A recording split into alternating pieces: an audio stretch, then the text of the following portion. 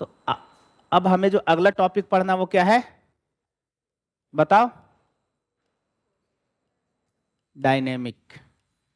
हमने जो काइनेमेटिक्स पढ़ा था, काइनेमेटिक्स में हम ये पढ़ते थे कि कोई भी ऑब्जेक्ट ऊपर से नीचे गिर रहा है तो गिरने में कितना समय लगेगा या फिर कितना वेलोसिटी से गिरेगा। हम लोग डायनेमिक में दोनों पढ़ेंगे कि गिरने में कितना समय लगेगा और क्यों गिर रहा है, रीजन क्या है उसके पीछे का। तो उसके पीछे का हम लोग रीजन को पढ़ेंगे। क्लियर है? तो डायनेमिक में जो सबसे पहला हेडिंग है हम लोग डालते कि फोर्स होता क्या है। ठीक है ना? सबसे पहले फोर्स के बारे में। तो तुम इस फोर्स के बारे में क्लास 8 से जानते आ रहे हो। फोर्स होता क्या है? ए पुश और ए पुल। समझ में आ रहा है? फोर्स बेसिक सा डेफिनेशन क्या है कि ए पुश और a pull that can change object motion और शेप। ए पुश और a pull that can change object motion, that can change object motion and shape. A push and a pull that can change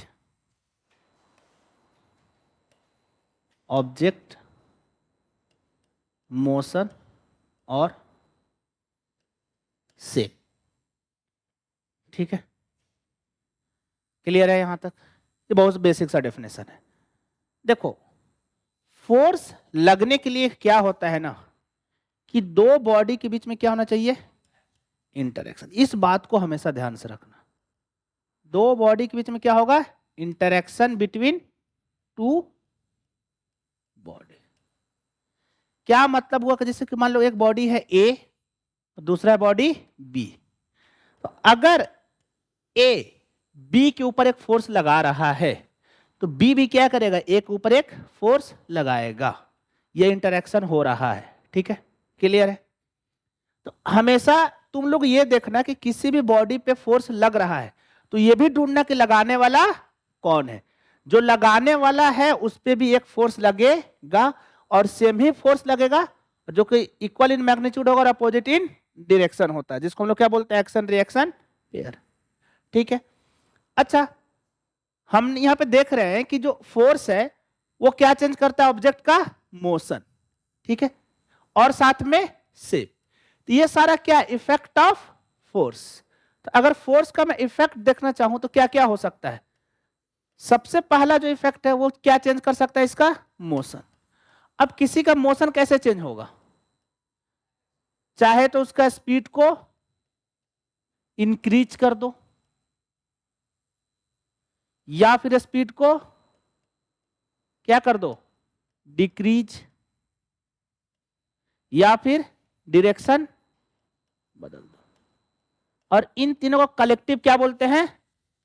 velocity change करना।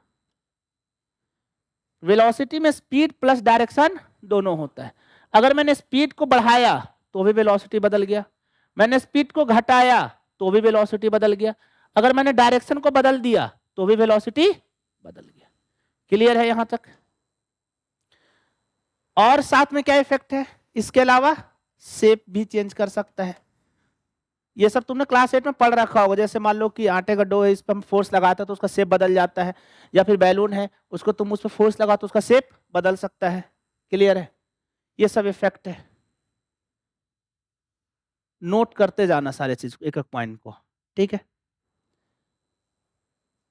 और क्या था?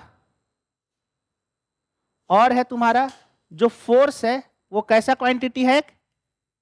Vector quantity है। इसका मतलब कि अगर एक बॉडी पे मल्टीपल फोर्स लग रहा है, F1, F2, F3, तो तुम इसको ऐड करने के लिए क्या यूज करोगे? Vector algebra. तुम इसको सिंपली ऐड स्केलर की तरह नहीं कर सकते हो। क्लियर है यहां तक? दूसरा फिर क्या? इसका SI यूनिट क्या होता है? SI यूनिट होता है केजी मीटर पर सेकेंड स्क्वायर, और इसी को हम क्या बोलते हैं? न्यूटन। क्लियर है? जिसको हम लोग डिनोट करते हैं कैपिटल एन। कोई भी न्यूटन को स्मॉल एन से डिनोट नहीं करेगा क्योंकि न्यूटन एक जो यूनिट पढ़ा है ना वो साइंटिस्ट के नाम पे पढ़ा है, और नाम का पहला लेटर कभी भी स्मॉल नहीं होता है। क्लियर है? अच्छा, हम अपने कोर्स में एक और यूनिट की बात करते हैं, और वो यूनिट क्या है? CGS unit. ठीक है, अगर मैं सीजीएस यूनिट ऑफ फोर्स देखूं तो वो क्या होता है? डायन, जिसको हम लोग क्या बोलते हैं? ग्राम सेंटीमीटर पर सेकेंड स्क्वायर। अच्छा, एसआई यूनिट और सीजीएस यूनिट में एक रिलेशन भी होता है। वो रिलेशन क्या है? 1 न्यूटन में 10⁵ डायन। याद करने का तरीका समझो, 1 न्यूटन 10⁵ डायन के बराबर होते हैं। मतलब ऐसा समझ सकते हो चीजें। वो डायन और डायन दो अलग चीज होता है। ठीक है, क्लियर है यहां तक? ये बेसिक इंट्रोडक्शन हो गया फोर्स के बारे में, कि फोर्स होता क्या है, फोर्स का इफेक्ट क्या होगा, जो कि तुम सब जानते हो। मैं थोड़ा सा रिकॉल कर दिया अब इसको। ठीक है, अच्छा, हमने जो पढ़ा है chapter force and laws of motion, जो कि तुम्हारा एनसीईआरटी क्लास 9th का सेकंड चैप्टर है फिजिक्स का, है ना, मोशन के बाद। तो एक तो तुमको वहां से रिवीजन करना ही होगा। बट तुम लोग क्या कर सकते हो कि तुम लोग के लिए देखो एक बुक लाया हूं, देख लो। ये है एससी वर्मा, दिख रहा है? Concept of physics SC Verma part 1। तुम यहां से इसको तुम खरीद लो, जिन भी बच्चे को चाहिए पढ़ने के लिए रेफरेंस खरीद सकते हो, कहीं पे भी तुमको बुक स्टॉल पे मिल जाएगा। तुम इसमें से क्वेश्चन भी सॉल्व कर सकते हो। मैं तुमको बता दूंगा क्वेश्चन, पूरा क्वेश्चन नहीं सॉल्व करना है। ठीक है, मैं तुम्हें मार्क करवा दूंगा कि कौन कौन सा क्वेश्चन सॉल्व करना है इसमें, और थ्योरी के लिए तुम इसको रेफरेंस ले सकते हो। क्लियर है? इसमें बहुत सारे तुम्हारे कोर्स से बाहर का भी चीज है, बट हम तुमको ये बता दिया करेंगे कि कहाँ पढ़ना, क्या पढ़ना, कितना पढ़ना है। क्लियर है यहां तक? चलो, अब हम लोग फोर्स को थोड़ा डिटेल में पढ़ने की कोशिश करते हैं। जो फोर्स है ना, जनरली हमारे नेचर में 4 तरह का फोर्स पाए जाते हैं। ठीक है, सबसे पहला कोई बताओ? सबसे पहले होता है ग्रेविटेशनल फोर्स। ऐसा मतलब कोई जरूरी नहीं कि एकदम ये पहला ही होगा, वो तो मैं क्लासिफिकेशन दे रहा हूं। Gravitational force. दूसरा होता है इलेक्ट्रोमैग्नेटिक फोर्स। ठीक है, उसके बाद होता है तुम्हारा न्यूक्लियर फोर्स, जिसको हम लोग क्या बोलते हैं? Strong nuclear force. और फिर लास्ट होता है तुम्हारा वीक फोर्स। वीक फोर्स को हम लोग क्या बोलते हैं? Weak nuclear force. नेचर में यही 4 फोर्स एग्जिस्ट करते, इसी का बाकी सब जो तुम पढ़ते हो ना, इसी के अंदर आता है मतलब। ठीक है, जैसे कि तुम लोग कांटेक्ट फोर्स में पढ़ते हो, जैसे कि नॉर्मल फोर्स हो गया, टेंशन फोर्स हो गया, स्प्रिंग फोर्स हो गया। कोई बताएगा इन चारों में किसके अंदर आता है? नहीं नहीं, जैसे तुमने नॉर्मल फोर्स पढ़ा है ना, 2 ऑब्जेक्ट जब कांटेक्ट में होता है, तुम लोग गेस नहीं कर पाओगे, ये इलेक्ट्रोमैग्नेटिक के अंदर आता है। हाँ, चलो आज हम देखेंगे। पहले इसे लिखो, इतना जज्बाती होने का जरूरत नहीं है। इलेक्ट्रोमैग्नेटिक का मतलब ये नहीं होता कि इलेक्ट्रिसिटी फ्लो कर रहा है। थम जाओ, मैं बता रहा हूं, पहले तुम ये लिखो। तो ये लिख लिए, एक एक करके हम लोग सब पढ़ते हैं। ठीक है, बेसिक से। सबसे पहले हेडिंग क्या डालो? Gravitational force. ग्रेविटेशनल फोर्स तो वैसे 9th क्लास में चैप्टर ही हम पढ़ेंगे ग्रेविटेशन डिटेल में, तो हम यहाँ पे थोड़ा सा क्विक रिकॉल करेंगे उसके बारे में। ठीक है, बाकी जब हम ग्रेविटेशन चैप्टर पढ़ेंगे ना, तो उसमें हम डिटेल में पढ़ेंगे इसको। ग्रेविटेशनल फोर्स बेसिकली क्या लगता है? Between 2 masses. ये सब जानते हो, क्लास 8 से पढ़कर आए हो। ठीक है, मान लो कि एक मास है तुम्हारा m1 और दूसरा मास है m2। इसको नाम दे देता हूं मैं m1 और इसको नाम दे देता हूं m2। तो ये मास m1 क्या करेगा ना, m2 को अपने ओर अट्रैक्ट करेगा, एक फोर्स लगाएगा। तो जितना फोर्स ये लगाएगा उतना ही फोर्स से m2 भी क्या करेगा? m1 को अट्रैक्ट करेगा। अगर मान लो m2 ने f फोर्स से खींचा, तो m1 ने क्या खींचेगा? -f। -f क्यों डाला मैंने? सिर्फ डायरेक्शन उल्टा है, मैग्नीट्यूड सेम नहीं, इक्वली खींचेगा। इसका जो ये फोर्स है ना, मान लो इसके बीच का डिस्टेंस क्या है, d, ठीक है। तो ये जो फोर्स है ना, ये फोर्स दिया जाता है G m1 m2 over D square. अब सोचो कि अगर एक भी मास जीरो कर दूं तो फोर्स क्या हो जाएगा, जीरो। तो ये जो फोर्स है ना, सिर्फ एक मास की वजह से नहीं लग रहा है या फिर दूसरे मास की वजह से नहीं लग रहा है, दोनों के प्रोडक्ट की वजह से लग रहा है। क्लियर है, समझ में आ रहा है। तो ये कोई जरूरी नहीं है कि m1 और m2 का मैग्नीट्यूड सेम होगा तभी F दोनों बराबर होगा। सेम हो या फिर अलग हो, दोनों पे लगने वाला मैग्नीट्यूड क्या होगा, सेम। और ये दोनों एक्शन रिएक्शन पेयर भी है। क्लियर है। अच्छा, ग्रेविटेशनल फोर्स का कुछ, ग्रेविटेशनल फोर्स के बारे में कुछ देख लेते हैं। सबसे पहले कि अट्रैक्टिव नेचर का हमेशा होगा, अट्रैक्टिव नेचर।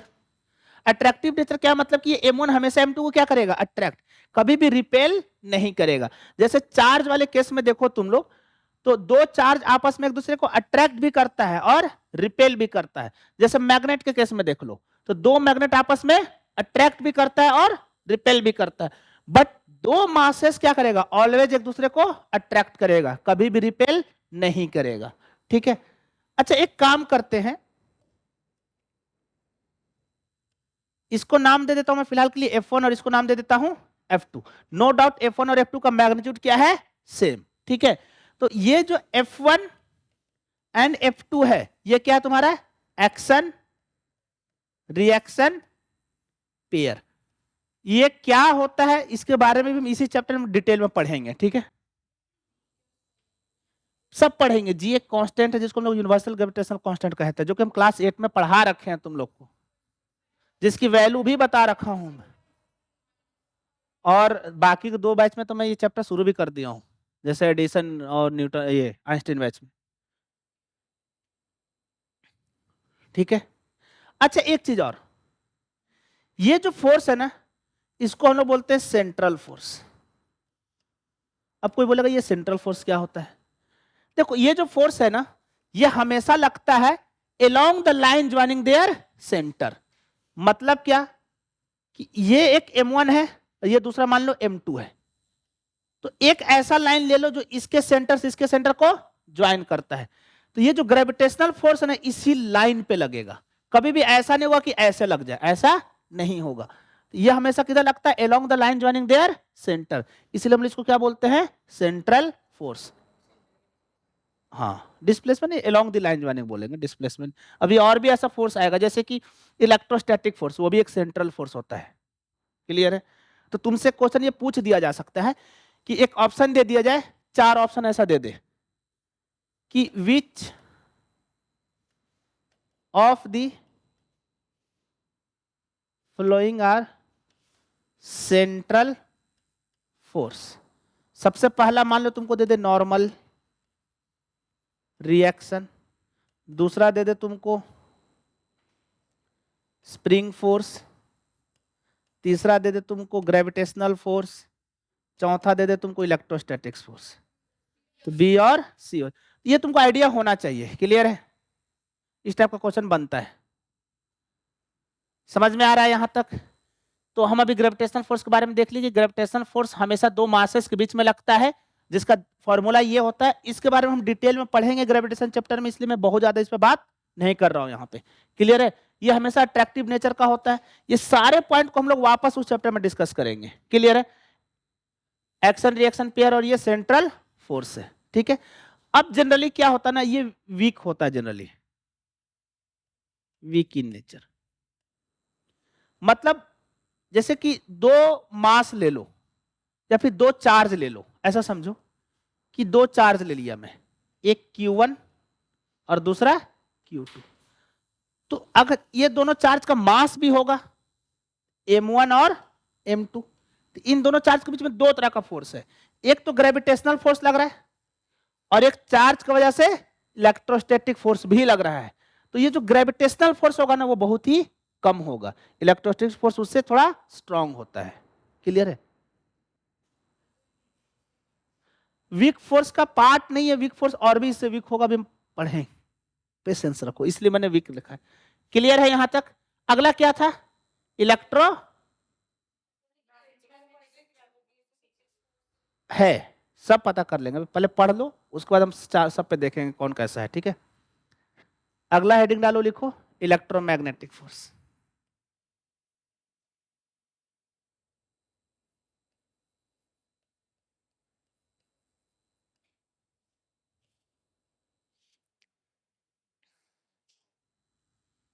इलेक्ट्रोमैग्नेटिक फोर्स में जो सबसे पहला फोर्स हम लोग पढ़ते हैं वो है तुम्हारा कूलम्ब फोर्स।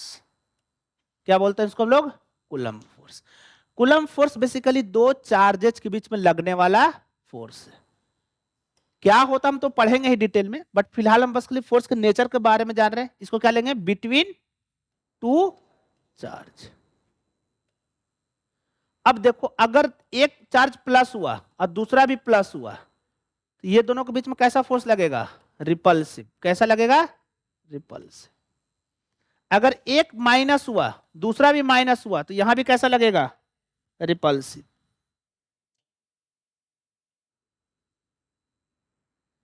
अगर एक प्लस और दूसरा माइनस हुआ तो अट्रैक्टिव। मतलब कि ये बात हुआ कि अगर सेम नेचर का चार्ज हुआ तो रिपल्सिव फोर्स, और अपोजिट नेचर का हुआ तो attractive force. Same nature charge जो होगा उसमें कैसा फोर्स होगा? रिपल्सिव।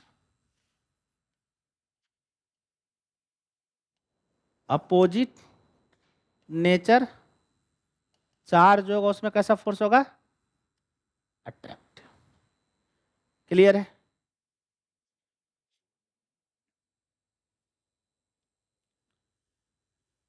देखो होता क्या है ना कि जब भी हम एक एटम की बात करते हैं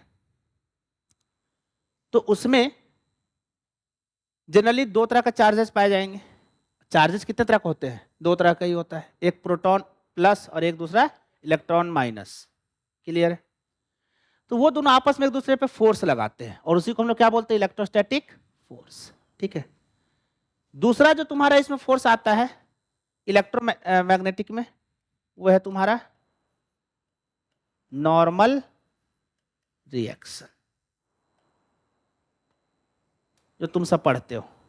होता क्या है कि जब भी दो बॉडी आपस में कांटेक्ट पे होता है, जब भी दो बॉडी आपस में कांटेक्ट पे होता है, ऐसा समझो कि एक ब्लॉक ये है, इसके साथ कांटेक्ट में दूसरा ब्लॉक ये है। ठीक है, इसका मास मैं मान लेता हूं m1 और इसका मास m2। तो इसका जो m1 का एटम है, m1 का जो मॉलिक्यूल है वो किस पे लगाएगा फोर्स? m2 पे। और m2 का जो मॉलिक्यूल किस पे लगाएगा? m1 पे। हाँ, इस फोर्स का एक खासियत ये है कि ये सरफेस के कैसे लगता है? Perpendicular. Perpendicular to the surface.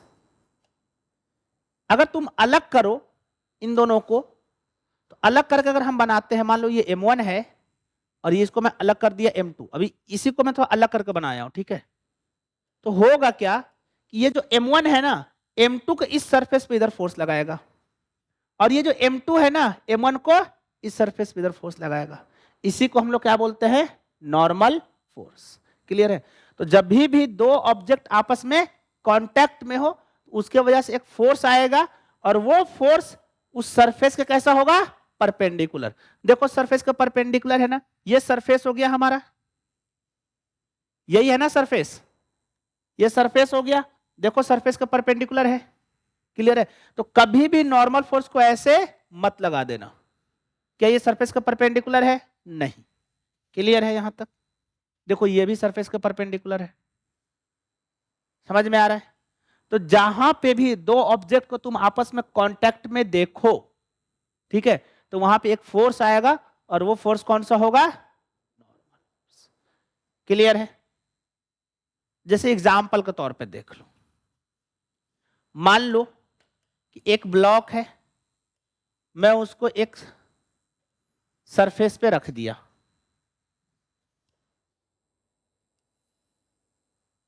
ठीक है, मान लो इसका मास मैं दे देता हूं 20 kg। कितना दे दिया? 20 kg।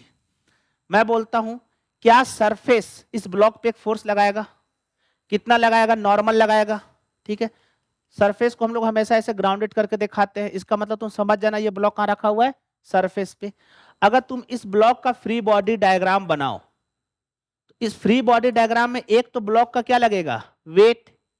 और एक क्या लगेगा? नॉर्मल। और वो भी कौन लगाएगा? ये सरफेस लगाएगा। कौन सा? अर्थ का सरफेस जिस पे रखा हुआ है। किस पे लगाएगा? इस ब्लॉक के सरफेस पे। और किधर लगाएगा? इसके परपेंडिकुलर, ऊपर में, इसके ऊपर में।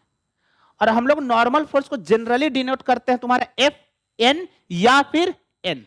क्लियर है? F N. और ये क्या लग रहा है? वेट। वेट का क्या फॉर्मूला होता है? एम इंटू जी। क्लियर है? मास कितना है? 20। जी को ले लो 10, ये कितना हो जाएगा? 200। तो बताओ ये ब्लॉक रेस्ट पे है, इसका मतलब नेट फोर्स क्या हो जाएगा? 0। नेट फोर्स 0, इसका मतलब ऊपर और नीचे का फोर्स क्या होगा? बराबर। तो एफ एन बराबर क्या हो जाएगा? 200 न्यूटन। अच्छा, जब भी ब्लॉक रेस्ट पे हो, ना तो उसमें ट्रांसलेशनल मोशन हो रहा है, ना तो उसमें रोटेशनल मोशन हो रहा है। दो तरह का मोशन देखो होता है। एक हो गया तुम्हारा ट्रांसलेशनल मोशन, ट्रांसलेशनल मोशन। और दूसरा हो गया रोटेशनल। देखो इसका क्या मतलब है? क्या ट्रांसलेशन मतलब लीनियर? क्या मतलब? लीनियर। क्या ये लीनियरली चल रहा है? नहीं। रोटेशनल मतलब ऐसा समझो कि एक बॉल यहीं पे है पर वो घूम रहा है। ठीक है, तो उसमें रोटेशनल मोशन है। हाँ, बट क्या उसमें लीनियर मोशन है? नहीं। ठीक है, तो एक ऑब्जेक्ट में अगर ये दोनों मोशन ना हो, मतलब ट्रांसलेशनल मोशन भी ना हो और रोटेशनल मोशन ना हो, तो उस टाइम का जो कंडीशन होता है ना, उसको हम लोग बोलते हैं इक्विलिब्रियम। क्या बोलते हैं? इक्विलिब्रियम। तो इक्विलिब्रियम पे क्या होता है? एक तो तुम्हारा नेट फोर्स 0, और दूसरा जो देखो नेट फोर्स 0 किस में? ट्रांसलेशनल में। बट इक्विलिब्रियम पे और क्या 0 होना चाहिए? Rotational motion. उसमें एक टर्म आता, फिलहाल खाली लिख लेना, नेट टॉर्क 0, इसको बोलते हैं टॉर्क, टाउ पढ़ते हैं इसको, ऐसे लिखते थे, नेट टॉर्क। ये भी दिक्कत ही है। हम्म।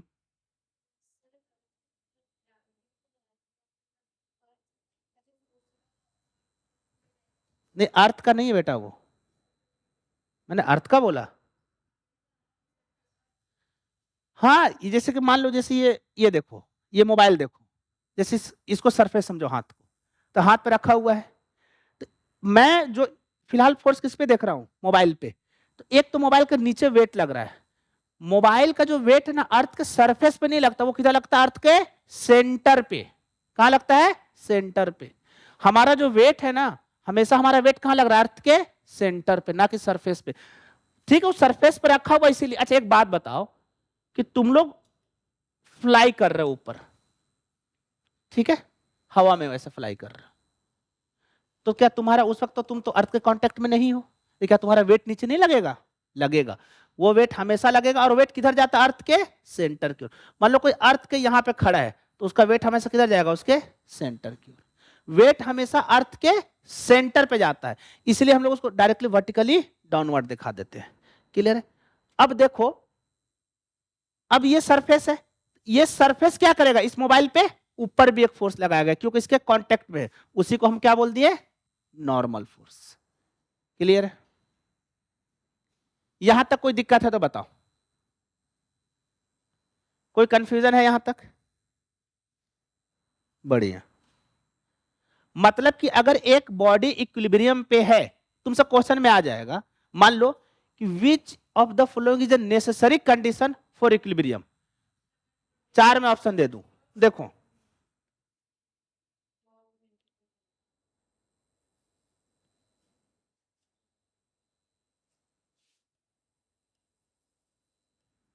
कंडीशन फॉर इक्विलिब्रियम, मैं पहला ऑप्शन दे देता हूं, velocity zero, velocity must be zero. दूसरा है बी,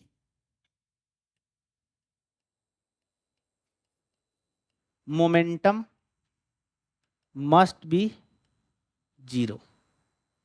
तीसरा है change in momentum must be zero.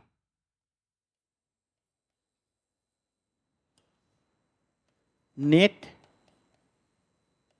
Torque acting on block must be zero. कौन सा ऑप्शन सही है बताओ, कौन कौन सा? ए सही है। कोई जरूरी है कि वेलोसिटी जीरो हो? नहीं। कोई ऑब्जेक्ट कांस्टेंट वेलोसिटी से चल रहा है, कहानी खत्म। इक्विलिब्रियम में हो सकता है, उसमें क्या दिक्कत है? ठीक है। मोमेंटम जीरो हो, कोई जरूरी है? नहीं। But change in momentum zero होना चाहिए। अगर मोमेंटम चेंज हो रहा तो उसमें क्या आ जाएगा? फोर्स। क्या आ जाएगा? फोर्स। और इक्विलिब्रियम का क्या कंडीशन है? फोर्स जीरो होना चाहिए। फिर क्या? Net torque must be zero. तो आंसर क्या आ जाएगा? सी एंड। क्लियर है? तो इस टाइप का क्वेश्चन बन सकता है। यहां तक कोई कंफ्यूजन है तो बताओ। चलो एक और क्वेश्चन कर लेते हैं। हो गया ये, मिटा दूं? नॉर्मल फोर्स में ही आते हैं। मान लो ये एक वेज है, इसको हम लोग क्या बोलते हैं? वेज। ठीक है। इस वेज पे मान लो कि एक ब्लॉक रखा हुआ है। क्लियर है? और जिसका मास कितना है? जिसका मास है तुम्हारा 20√2 kg। कितना? 20√2 kg। और ये वाला एंगल दिया 45। ठीक है। Find the normal reaction on, find the normal reaction on block of mass 20√2 kg due to wedge. बताओ। उससे कोई मतलब नहीं है तुमको, उसके बिना भी आंसर आ जाएगा।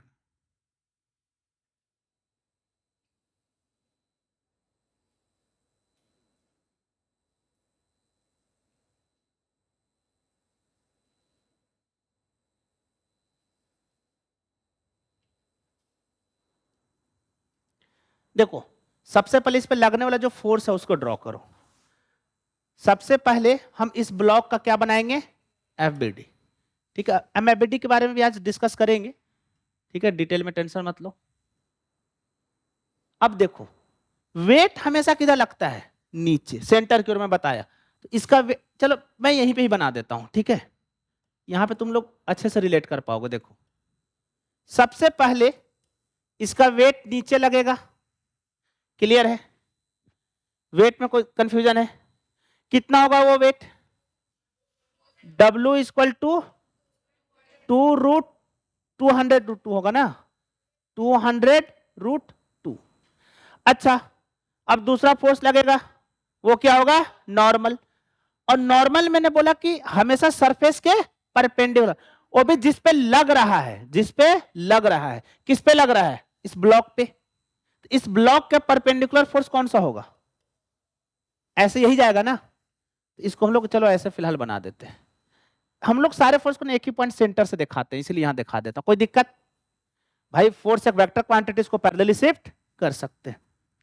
अब हमको निकालना है, फिजिक्स में कभी भी अगर कुछ भी चीज ऐसा दिखे तुमको, चाहे वो वेलोसिटी हो, चाहे तुमको वो फोर्स हो, चाहे वो मोमेंटम हो, जो कि दो डिफरेंट डायरेक्शन में हो, वो ना तो एक्स में है ना तो वाई में है, तो तुम उसको सबसे पहले क्या करो? एक्स और वाई में तोड़ो।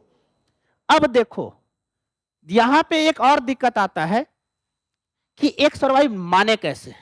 तुम लोग क्या करोगे कि इसको ले लोगे एक्स और इसको ले लोगे वाई। ठीक है, यहां पे दिक्कत हो जाएगा थोड़ा।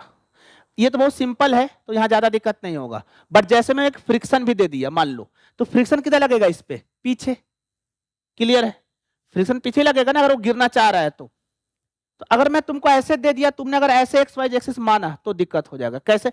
नो डाउट ऐसे भी आंसर आएगा, बट प्रॉब्लम कैसे बढ़ जाएगा देखो, मैं वो भी बता देता हूं कैसे बढ़ेगा, समझो। तो एक हमें यह भी सीखना है कि एक्स वाई एक्सिस मानना कैसे है। क्या करो कि देखो कि बॉल का मोशन किधर हो रहा है, बॉल का मोशन किधर हो रहा है।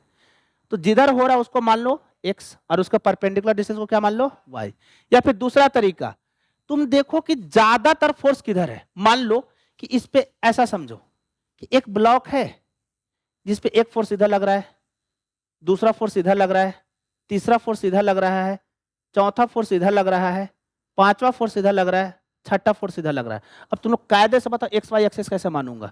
ज्यादातर फोर्स किधर है, ऐसे और ऐसे। तो एक काम करते हैं, इसको मान लेते हैं एक्स एक्सिस और इसको मान लेते हैं वाई एक्सिस। यही कंडीशन होता है ना कि एक्स वाई में एंगल कितना होगा 90। मैंने मान लिया, देखो तो ये अपने आप किधर हो गया एक्स एक्सिस में, ये अपने आप किधर हो गया माइनस एक्स में, ये अपने आप किधर हो गया माइनस वाई, ये अपने आप किधर हो गया प्लस वाई। क्या इन सबको तोड़ने की जरूरत है? नहीं।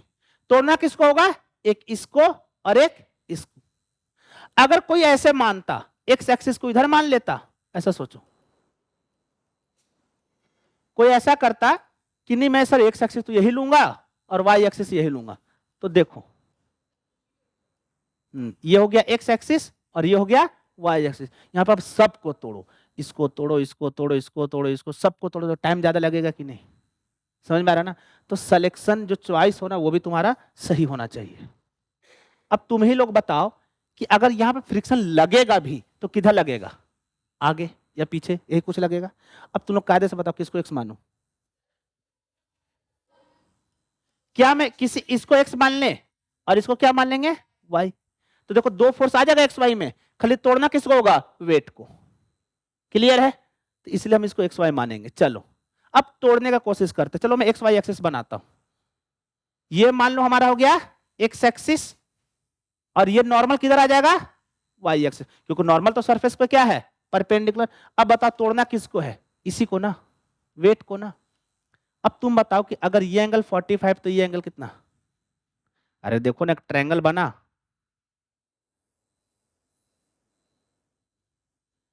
नहीं समझ में आ रहा तुम लोग को?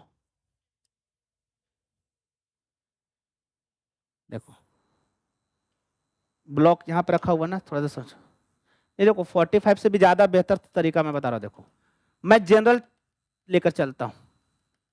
जनरल क्या, मैं इसको थीटा मान लेता हूं। इसको क्या मान लिया थीटा। तो वेट किधर लग रहा है नीचे डब्लू। अगर ये थीटा तो ये क्या,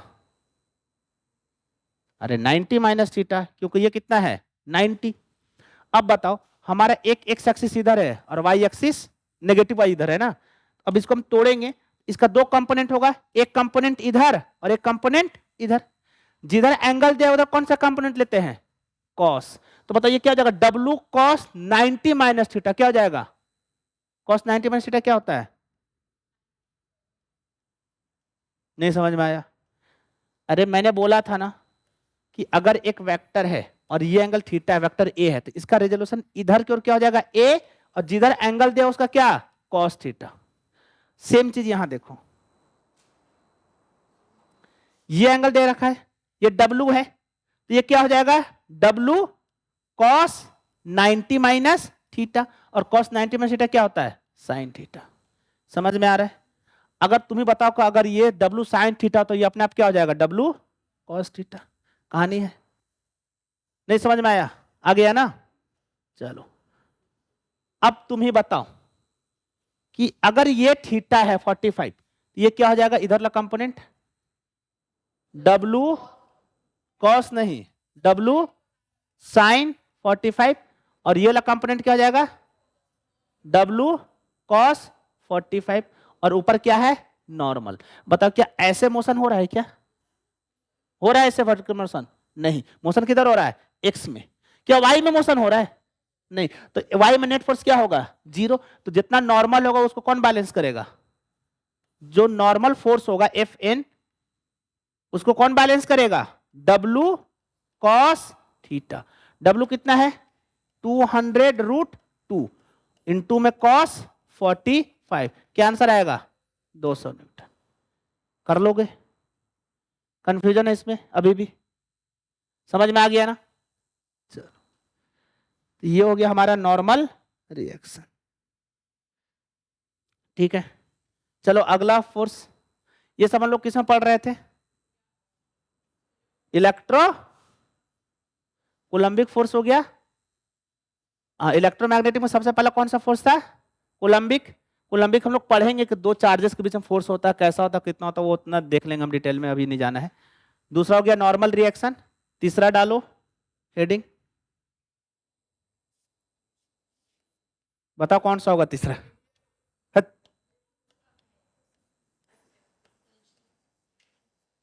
तुम लोग को फील हो रहा है? हाँ, टेंशन कैसा फोर्स है? इलेक्ट्रोमैग्नेटिक। अब सोचो कैसा इलेक्ट्रोमैग्नेटिक होगा मान लो होगा, ये देख, ये एक रस्सी है, एक थ्रेड है, जिससे हम लोग क्या किए, एक बॉल को टांग दिए, ऐसा समझो। अब सोचो कि इस रस्सी को, इससे भी बेहतर एग्जांपल पता कैसा होगा? देखो, टग ऑफ वार खेलो तुम लोग।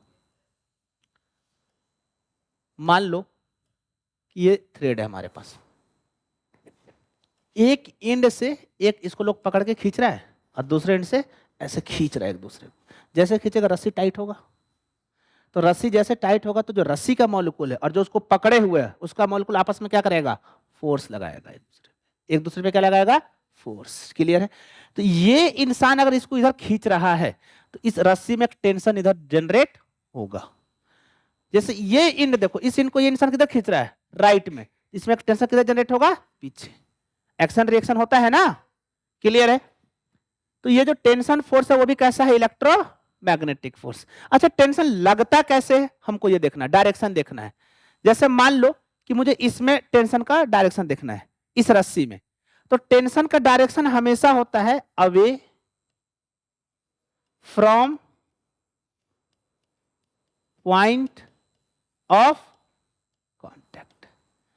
जहां पे भी वो रस्सी उससे कांटेक्ट में है उससे दूर जाते हुए, और दूर रस्सी में ही जाएगा, रस्सी से बाहर मत निकल जाना।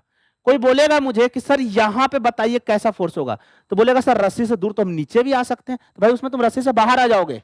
टेंशन लग किस में रहा है? रस्सी में। तो तुमको रस्सी के अंदर ही रहना है, तो इससे दूर किधर जाओगे? ऊपर। इसका मतलब टेंशन इसमें किधर लगेगा? ऊपर। अच्छा, यहां पर टेंशन किधर लगेगा? नीचे, क्योंकि रस्सी से दूर जाना इस पॉइंट से, पॉइंट ऑफ कॉन्टेक्ट से। क्लियर है? अच्छा, इसका फ्री बॉडी डायग्राम बनाते हैं। मान लो कि मैं तुमको बोलता हूं कि यहां पे इस ब्लॉक का मास 3 kg है। कितना है? 3 kg। और मैं बोल देता हूं find the tension force. Find the tension force in the string. बनाना सबसे पहले क्या बनाएंगे? Free body diagram. जैसे ये 3 kg मास है, ये 3 kg मास को बनाए। सबसे पहले इसका क्या दिखाएंगे? नीचे वेट। वेट कितना हो जाएगा? mg, मतलब 30 न्यूटन। अब इस पे क्या थ्रेड बंधा हुआ है, तो उस पे कितना फोर्स लगेगा? ऊपर। इस पे एक, इस पे कितना लग गया फोर्स? ऊपर। क्लियर है? क्या ये रेस्ट में है? रेस्ट मतलब कैसा कंडीशन पे? ये फिलहाल इक्विलिब्रियम। कैसे कंडीशन पे है? इक्विलिब्रियम। इक्विलिब्रियम। इक्विलिब्रियम पे नेट फोर्स कितना होता है? 0। अब नेट फोर्स लिखो, क्या हो जाएगा? T minus W. टी किधर है? ऊपर, और डब्ल्यू किधर है? नीचे। ठीक है, इक्वल टू क्या हो जाएगा? 0। तो T माइनस 30 बराबर 0। तो T बराबर कितना जाएगा? 30 न्यूटन। क्लियर है? समझ में आया? यहां तक कोई कंफ्यूजन है तो बताओ।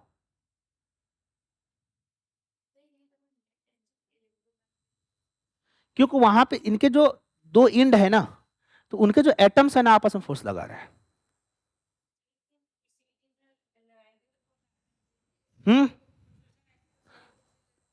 कायदे से होना चाहिए, बट हम लोग उनको कंफ्यूजन ना हो उसके लिए अलग अलग बांट दिए। जैसे कि इलेक्ट्रो ग्रेविटेशनल फोर्स है, कायदे से लग तो रहा है एटम में ही, बट वो लग रहा है पूरे लार्ज बॉडी पे ओवरऑल। ठीक है ना? इसलिए उसमें लोग अलग बता दिए ग्रेविटेशनल फोर्स। कायदे से हर एक चीज का और बनना, ये जो भी स्ट्रक्चर बना हो कैसे बना है? एटम से ही बना है। क्लियर है? ये हो गया कांटेक्ट फोर्स है ना। क्लियर है यहां तक? चलो एक एग्जांपल बताना।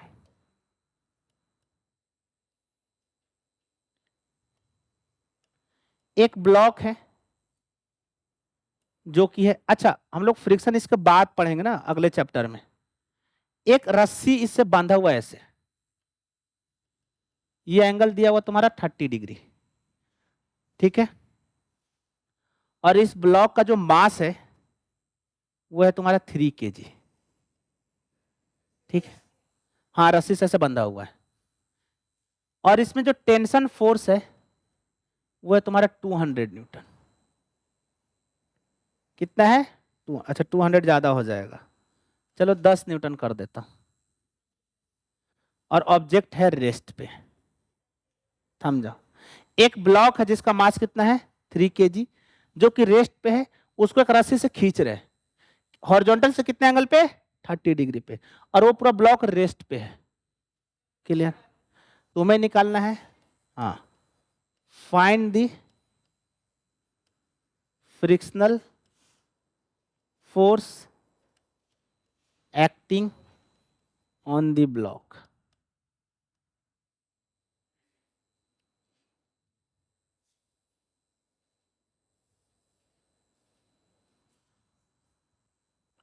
दूसरा चीज और, पहला फ्रिक्शनल हो गया, दूसरा निकालो, find the normal reaction on block due to surface. Normal भी तो लग रहा है इस पे, करो सॉल्व। टेंशन, हाँ सही है। सबसे पहले क्या करना है, इसका फ्री बॉडी डायग्राम बनाओ और एक्स वाई एक्सिस चुनो। इसमें एक्स वाई एक्सिस किधर लोगे? नॉर्मल तरीके से ही लेना, क्योंकि एक नीचे लगेगा वेट, ऊपर लगेगा नॉर्मल, और इधर लगेगा फ्रिक्शन, तो इसलिए मैं इधर एक्स लूंगा और ऊपर वाई लूंगा। सिर्फ किसको तोड़ना होगा? टेंशन को। कितना आया? 50, 15, और किसी का आया? अरे वो तो समझ में आ रहा है कि पीछे लगेगा, साइन की क्या बात है। किसी और का? हाँ, रेस्ट पे तभी निकाल पाओगे ना।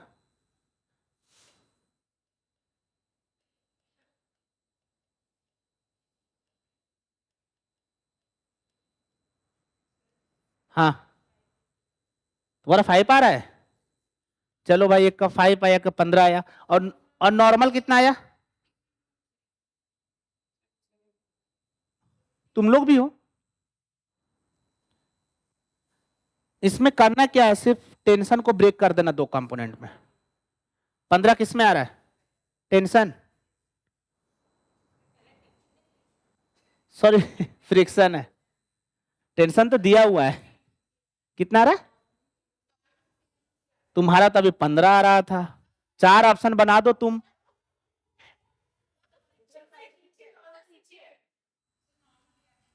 नॉर्मल कितना है? 15 रूट,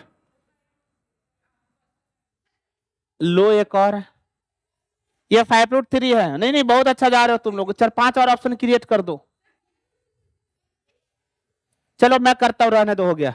अरे तुम लोग मत छी। हाँ, ये इतना इजी क्वेश्चन है, तुम लोग से ये नहीं हो रहा। तुम लोग हो ही नहीं। अब नहीं, अब देखो मैं कर रहा हूं, अब जो भी आया मैं कर रहा हूं। देखो,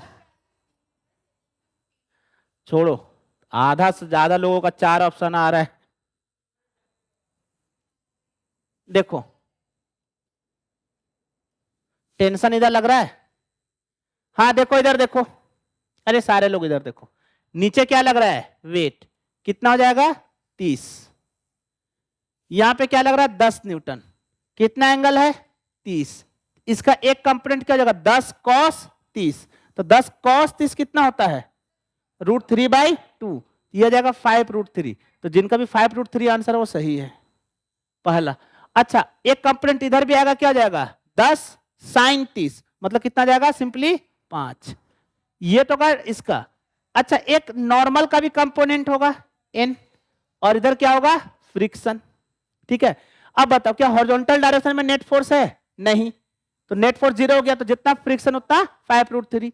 तो सबसे पहला कंडीशन क्या सॉल्व हो गया कि फ्रिक्शन बराबर 5√3 आ गया। अब नॉर्मल निकालना है, तो जितना ऊपर फोर्स उतना नीचे, तो ऊपर में कितना फोर्स है, नॉर्मल प्लस 5, नीचे वेट कितना है 30, तो नॉर्मल कितना जाएगा 25। सबका गलत था, सही था तुम्हारा, बढ़िया। हाँ, इसका विहान का भी सही आ रहा है 25। हाँ, और किसका किसका आया था ये, नॉर्मल नहीं समझ में आया, क्या बोल रहा, आया था तुम्हारा 20? अरे नॉर्मल क्या है, देखो इस ब्लॉक पे मैंने सारा रिजॉल्व कर दिया। देखो नीचे आ रहा है वेट 30, इधर आ रहा है टेंशन का एक कंपोनेंट 5√3, एक ऊपर जाएगा नॉर्मल और एक आएगा टेंशन का कंपोनेंट कितना 5, और पीछे क्या लग रहा है फ्रिक्शन। तो फ्रिक्शन तो ये बैलेंस कर दिया, ठीक है। अब नॉर्मल हमको निकालने के लिए ऊपर नीचे बैलेंस करना होगा। ऊपर में कितना फोर्स है, नॉर्मल प्लस 5, और नीचे में कितना है 30, बताओ नॉर्मल बराबर कितना हो जाएगा 25। 5√3 इधर है, क्या बोल रहे हो, तुम पढ़ रहे हो, पढ़ रहे हो तो फिर तो ये नहीं आना, जस्ट ये क्वेश्चन थोड़ा देर पहले मैं बताया था। अरे भाई इसका कंपोनेंट लेंगे ना, cos 30 की वैल्यू कितना होता है, तो फिर ये 10 है, ये एक्स एक्सिस में है, एक्स में है, वाई में है, तो इसको तोड़ेंगे ना, इसका एक कंपोनेंट इधर आएगा 10 cos 30 और एक कंपोनेंट ऊपर जाएगा 10 sin 30, तो 10 cos 30 कितना हो जाएगा 10 इंटू √3/2, कितना हो जाएगा 5√3। ये बातों पर तुम सो रहे हो क्या, एक ही चीज को मैं बार बार रिपीट नहीं करूंगा, और नेक्स्ट टाइम से मैं डायरेक्ट लिख के निकल जाऊंगा, ठीक है। तुमको ये चीजें कॉप अप करना है।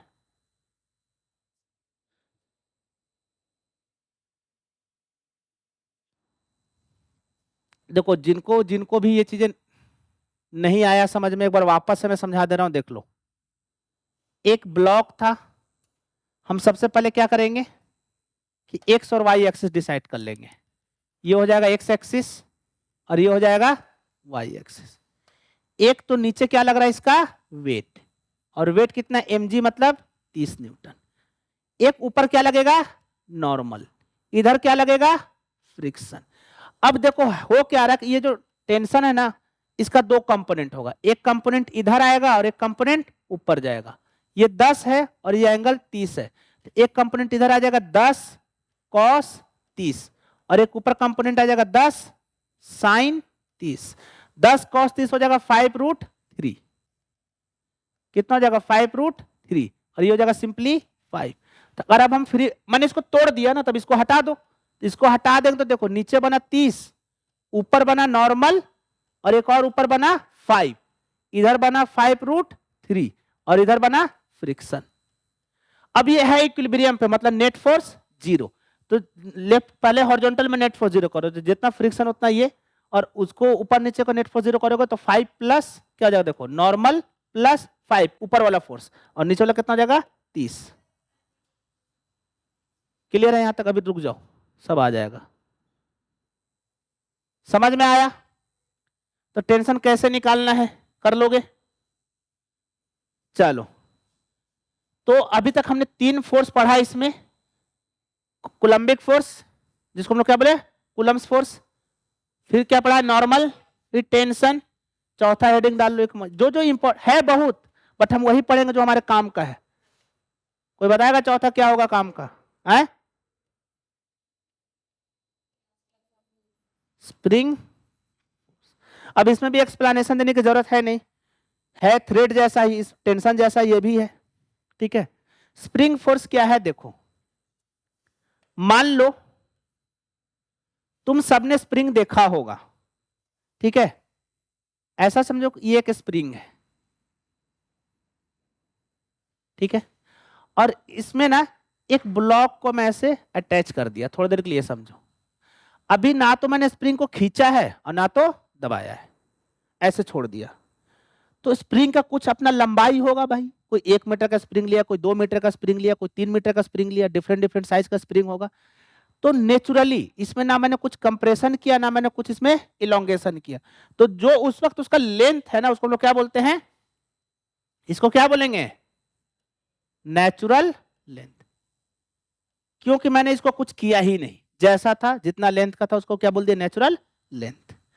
अब तुम सोचो कि तुमने दो तरह का स्प्रिंग लिया, एक ऐसा समझो जो कि कार में लगता हो, कार में भी स्प्रिंग होती है, और एक सॉकर जिसको लोग बोलते हो, और एक है मान लो साइकिल वाली स्प्रिंग। आसानी से किसको कंप्रेस कर पाओगे? साइकिल वाले को। मान लो मैं ट्रेन वाली स्प्रिंग ले आया तो उसको कंप्रेस करने में और दिक्कत होगा, है तो सब स्प्रिंग ही, ठीक है। मान लो कि मैं तीन स्प्रिंग लिया, एक स्प्रिंग ये, दूसरा स्प्रिंग ये कार वाली, और तीसरा स्प्रिंग साइकिल वाली। अगर मैं इसको दबाया 10 न्यूटन फोर्स से, इसको भी दबाया 10 न्यूटन फोर्स से, इसको भी दबाया 10 न्यूटन फोर्स से, ये साइकिल वाली है, ये कार वाली, और ये ट्रेन वाली, पता कौन ज्यादा दबेगा? साइकिल वाला। कौन दबेगा? साइकिल वाला, फिर कार वाला, फिर ट्रेन वाला।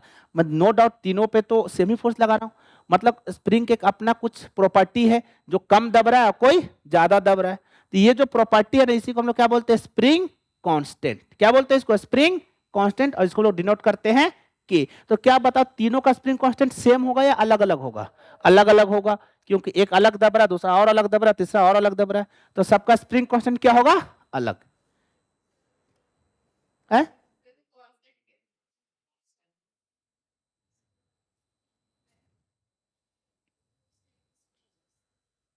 हाँ, किसी को डाउट आ रहा है इसमें? नहीं नहीं, कॉन्स्ट एक स्प्रिंग के लिए तो सेम है ना, एक स्प्रिंग के लिए सेम हो गया हमेशा, समझ में आ रहा है? दूसरे स्प्रिंग के लिए भी वो सेम ही है, समझ में आ रहा है? हाँ, डिपेंड किस पे करता है उतना डिटेल नहीं जाना है तुमको, लेंथ कट कर दिए तो स्प्रिंग का कांस्टेंट क्या आ जाएगा, वो उतना डिटेल में तुम भी हिल जाओगे, आज ही सब पढ़ लो। ठीक है, तो इसमें एक स्प्रिंग कांस्टेंट होगा जिसको हम लोग क्या बोलते हैं? के। क्लियर है? अब देखो मैं क्या करता हूं कि इस स्प्रिंग को हल्का सा मैं खींचता हूं आगे, यहां तक इसका नेचुरल लेंथ था, है ना। मान लो कि मैं खींच के यहां ले आया, तो देखो कुछ कैसा बन जाएगा, यहां तक तो इसका नेचुरल लेंथ था, खींच के मैं कहां ले आया? यहां, यहां ब्लॉक लगा दिया मैं। अच्छा, नेचुरल लेंथ को मान लो मैं एल से डिनोट करता हूं, किससे? एल। ये कौन सा लेंथ है? नेचुरल। और ये कौन सा लेंथ है? इसको क्या बोल देते हैं? एक्स। ये एक्स इलोंगेशन है या कंप्रेशन है? क्या है ये? X elongation. क्लियर है? ठीक है। अब तुम बताओ, तुम डे टू डे लाइफ में जो महसूस किए होगे, इस स्प्रिंग को खींचूंगा मैं तो स्प्रिंग क्या कर रहा होगा? वापस जाने की कोशिश कर रहा होगा। जैसे मैं इस ब्लॉक को खींच के छोड़ा, ये किधर जाएगा? पीछे। ये अपने आप चला जाएगा या ले जाने वाला कोई होगा? अपने आप ले जाने वाला कोई होगा, और वो कौन क्या होगा? फोर्स। और वो फोर्स किस में लग रहा होगा? स्प्रिंग में। और किधर लग रहा होगा? पीछे की ओर। किधर लग रहा होगा? पीछे की ओर। इधर एक फोर्स लग रहा है, इधर एक फोर्स लग रहा है। कौन सा force? Spring force, F S मान लो नाम दे देते हैं। ठीक है, ये कौन सा फोर्स है? Spring force. और ये जो स्प्रिंग फोर्स है एफ एस ना, इसका फॉर्मूला होता है के इंटू एक्स। क्या होता है? के इंटू एक्स, जिसमें के क्या है? स्प्रिंग कांस्टेंट, और एक्स क्या है? इलोंगेशन। अच्छा, हो सकता है मैं उसको दबा भी दूं तो एक टाइम में कंप्रेशन भी हो सकता है, समझ में आ रहा है ना? के के वैल्यू तुम्हें हमेशा दी जाएगी, ठीक है ना। के को हम लोग क्या बोलते हैं? Spring constant. और एक्स क्या होगा तुम्हारा? चाहे तो इलोंगेशन या फिर, क्लियर है? हाँ, स्प्रिंग कांस्टेंट की यूनिट होगी। अब तुम सब मुझे बताओ क्या यूनिट होगा? स्प्रिंग कांस्टेंट की यूनिट मैं पूछ रहा हूं। सोचो, मैंने इस फार्मूला का देखो, मैंने क्या बोला? एफ एस बराबर के इंटू एक्स। फोर्स का क्या यूनिट होता है? न्यूटन। फोर्स का यूनिट केजी किसको हो रहा है अभी? बराबर के, और एक्स का यूनिट क्या होता है? मीटर। तो बताओ के बराबर क्या आ जाएगा? न्यूटन पर मीटर। ये किसका यूनिट है? स्प्रिंग कांस्टेंट का यूनिट ऑफ स्प्रिंग मुझे ना तुम लोग में से 4-5 लोग का ना थोड़ा सा लक्षण अच्छी नहीं लग रही है मुझे। मुझे ऐसा लग रहा है 4-5 लोग तुम लोग में से बाहर जाओगे। तुम एक रिजॉल्व नहीं कर पा रहे हो, एक के का फोर्स का यूनिट केजी दिख रहा है।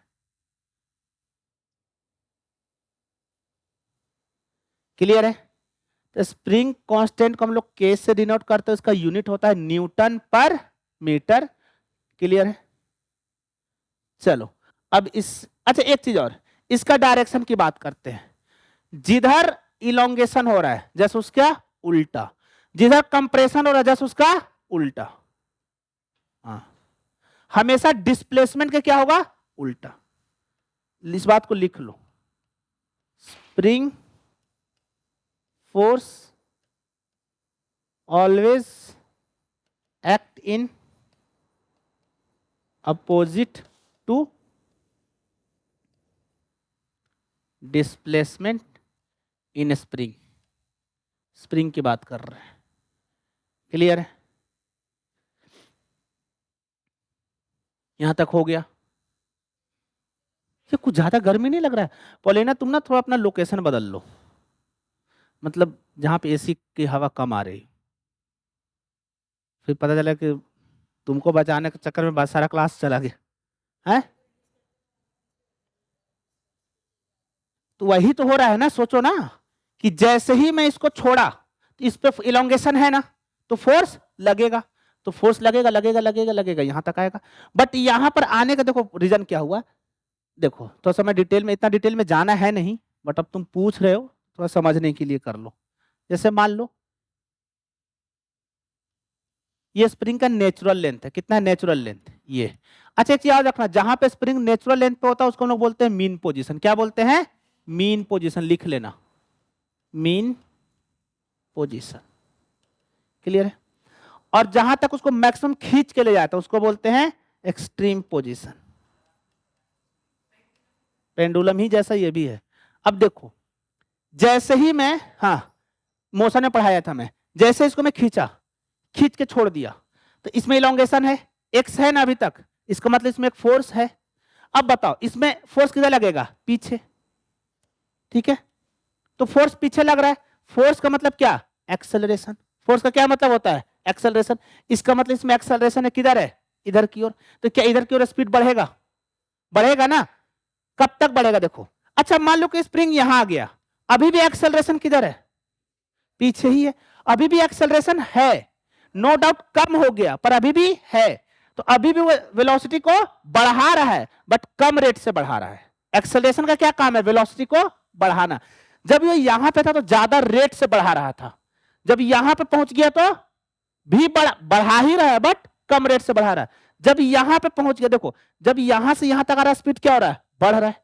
बढ़ते बढ़ते जैसे ये मीन पोजीशन पे पहुंच गया, एक्सेलरेशन क्या हो गया? जीरो, क्योंकि फोर्स क्या हो गया? जीरो, बट वेलोसिटी मैक्सिमम है।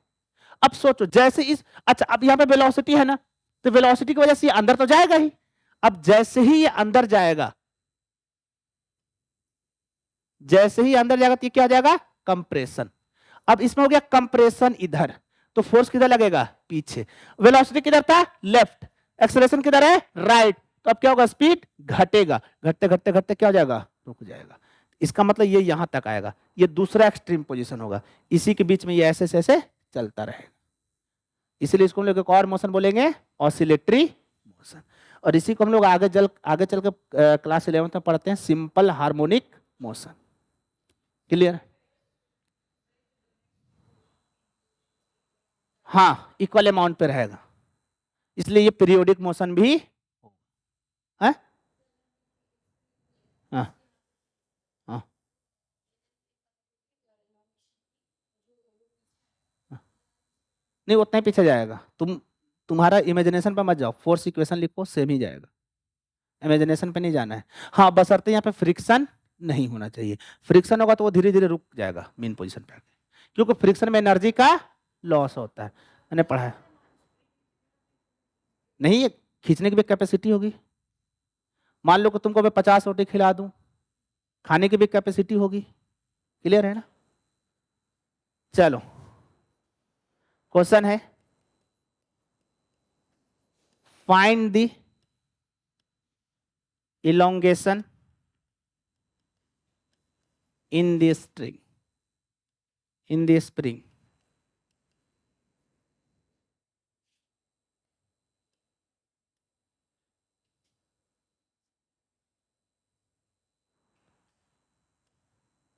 Find the elongation in the spring at equilibrium.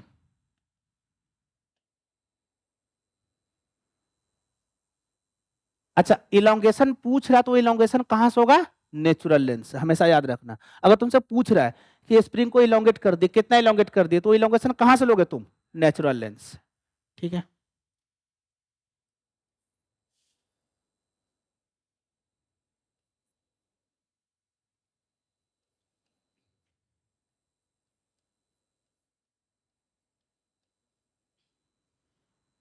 निकालो।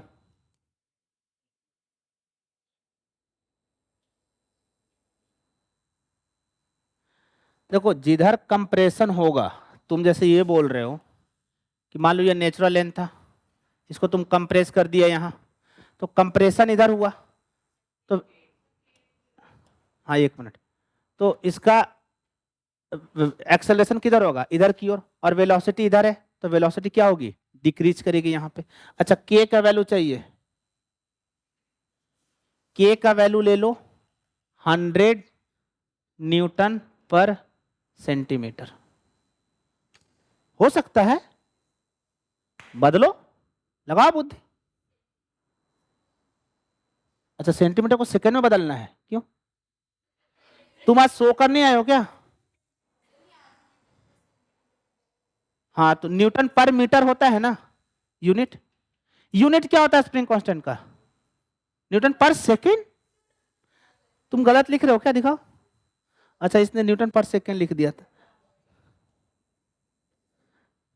तुमको 57वां पुरस्कार दूंगा। हाँ, वो इंक्रीज, इंक्रीज नहीं डिक्रीज होगी ना, अपोजिट डायरेक्शन। कितना रहा है? अच्छा, ये बहुत ज्यादा हो जाएगा ना। चलो चलो, फ्री बॉडी डायग्राम बनाते हैं। कब निकालना है? इक्विलिब्रियम पे। चलो, अभी ये कौन सा लेंथ है? नेचुरल।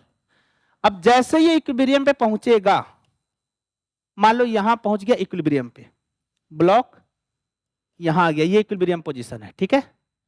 अब देखो, इक्विलिब्रियम पोजीशन पे क्या क्या लगेगा?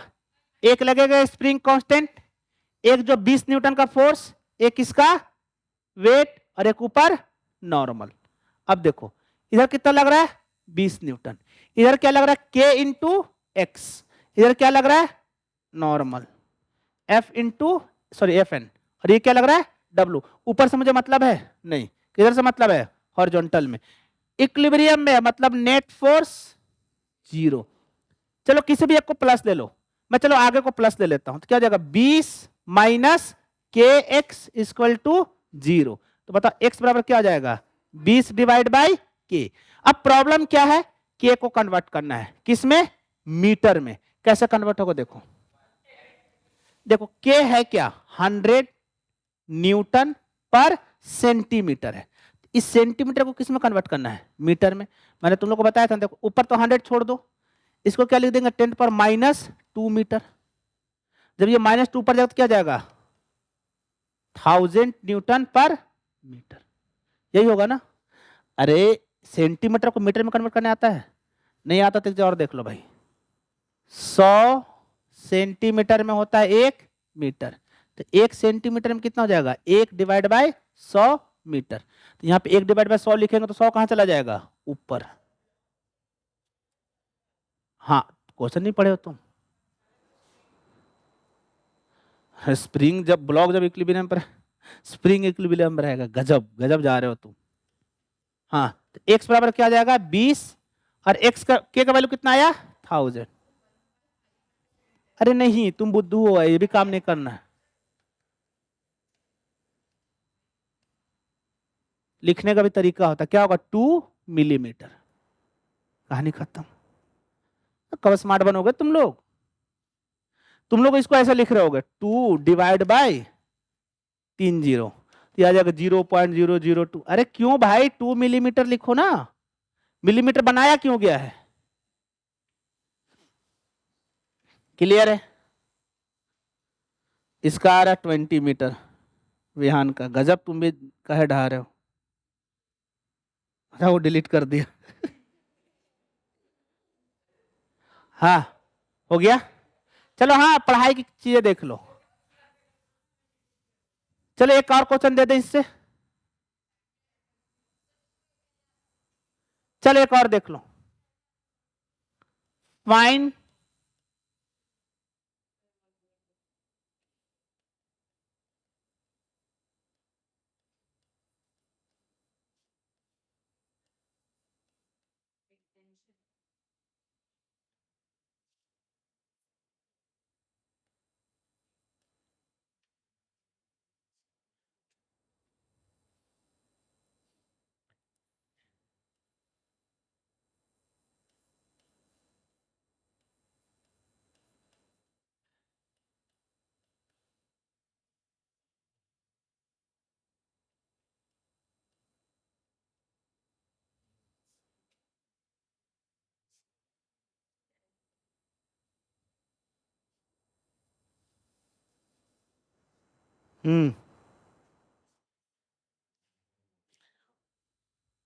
बिना फोर्स डायग्राम बनाए कोई सॉल्व मत किया करो।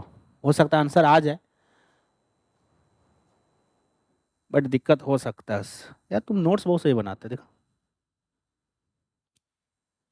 सही बनाया। बाकी का नोट्स मोशन का तुमने लेक्चर ही नहीं देखा है, कर क्या रहे हो? तो देख लेना 25 तारीख को तुम्हारा ही पत्ता नहीं कट जाए। कितना आ रहा है?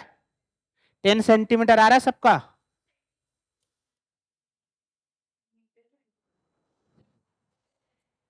अच्छा मतलब गलत है। 10 मीटर। और किसका आया?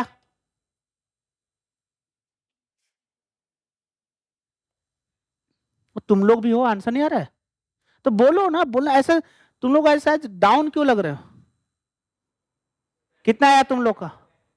कर रहे इसमें क्या करना है?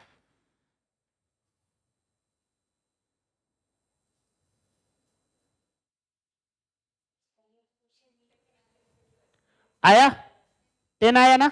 देखो कैसे होगा। अभी ये कौन सा लेंथ पे है? नेचुरल। जैसे मैं इसको छोड़ूंगा, तुम्हारा आंसर आ रहा है। अभी ये कौन सा लेंथ पे है? नेचुरल। जैसे मैं इसको छोड़ूंगा ये नेचुरल से कहां जाएगा? नीचे। जब वर्क एनर्जी पढ़ेंगे ना असली क्वेश्चन उसका उसमें बनेगा। अभी तुमने कंप्रेशन निकाल दिया 10, वहां पे क्वेश्चन आएगा कि ये मैक्सिमम कितना इलोंगेट होगा। मैक्सिमम की बात करूंगा तो वो 20 होता है। कैसे होगा मतलब 10 मीटर और नीचे जाएगा अभी वो हम वहां पे बात करेंगे। ठीक है चलो फ्री बॉडी डायग्राम बनाते हैं। नीचे क्या लगेगा? वेट कितना? 200। और ऊपर क्या लगेगा? के एक्स। तो के एक्स बराबर 200। तो एक्स बराबर क्या हो जाएगा? 200 डिवाइड बाई के मतलब 10। मतलब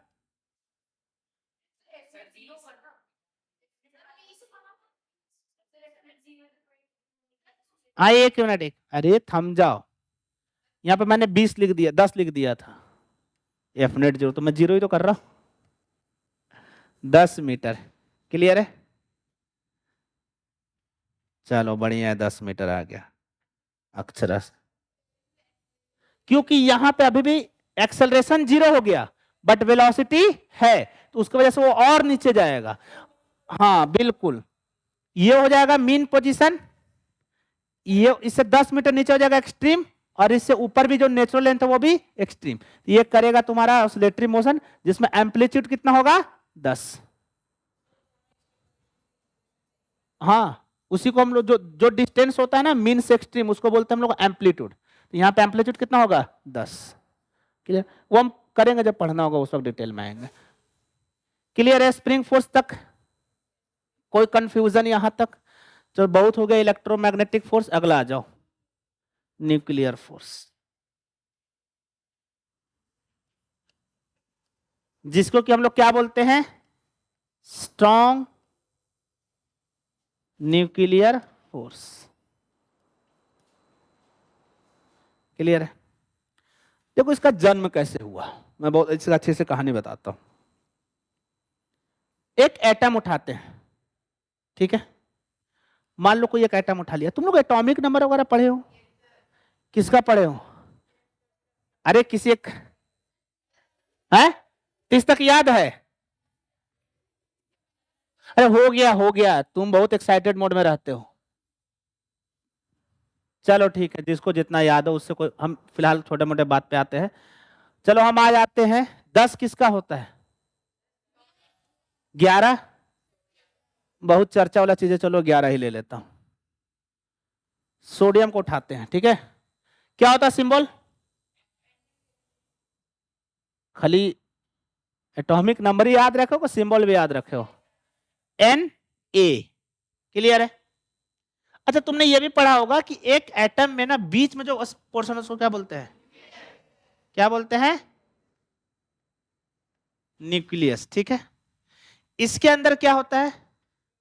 न्यूट्रॉन और प्रोटॉन, और बाहर क्या होता है? इलेक्ट्रॉन। क्लियर है? इसके अंदर है तुम्हारा प्रोटॉन प्लस न्यूट्रॉन। अच्छा सोचो, किसी भी एटम का जो न्यूक्लियस होगा, न्यूक्लियस वो तो एटम के साइज से भी छोटा होगा, क्योंकि एटम बड़ा, उसके छोटा क्या हो गया? न्यूक्लियस। न्यूक्लियस का साइज बहुत छोटा होता है, 10⁻⁻14-15 के रेंज में होता है। कितना होता है? 14-15 दोनों होता है, 215। चलो ले लो, इतना समझने की जरूरत नहीं, ठीक है, एस्टिमेट लेके चलो। देख लो कितना छोटा है। हाँ, कम बोलो बहुत बोल। ये हो गया है। अब सोचो, तुमने कभी ध्यान दिया कि उस, अगर मैं सोडियम एटम ले लेता हूं, सोडियम एटम का सोडियम का कितना एटॉमिक नंबर? 11। इस, अच्छा एटॉमिक नंबर क्या रिप्रेजेंट करता है? नंबर ऑफ प्रोटॉन्स, ठीक है। इन जनरली तुम्हारे लेवल तक अभी तक प्रोटॉन और न्यूट्रॉन बराबर ही होते, इन जनरल, कोई जरूरी नहीं है, ठीक है। जैसे सोडियम का मास नंबर 23 होता है, तो इसमें 11 प्रोटॉन और 12 न्यूट्रॉन होते हैं, ठीक है। उतना हमको डिटेल में नहीं जाना, हम सिंपली प्रोटॉन पे फोकस करते हैं।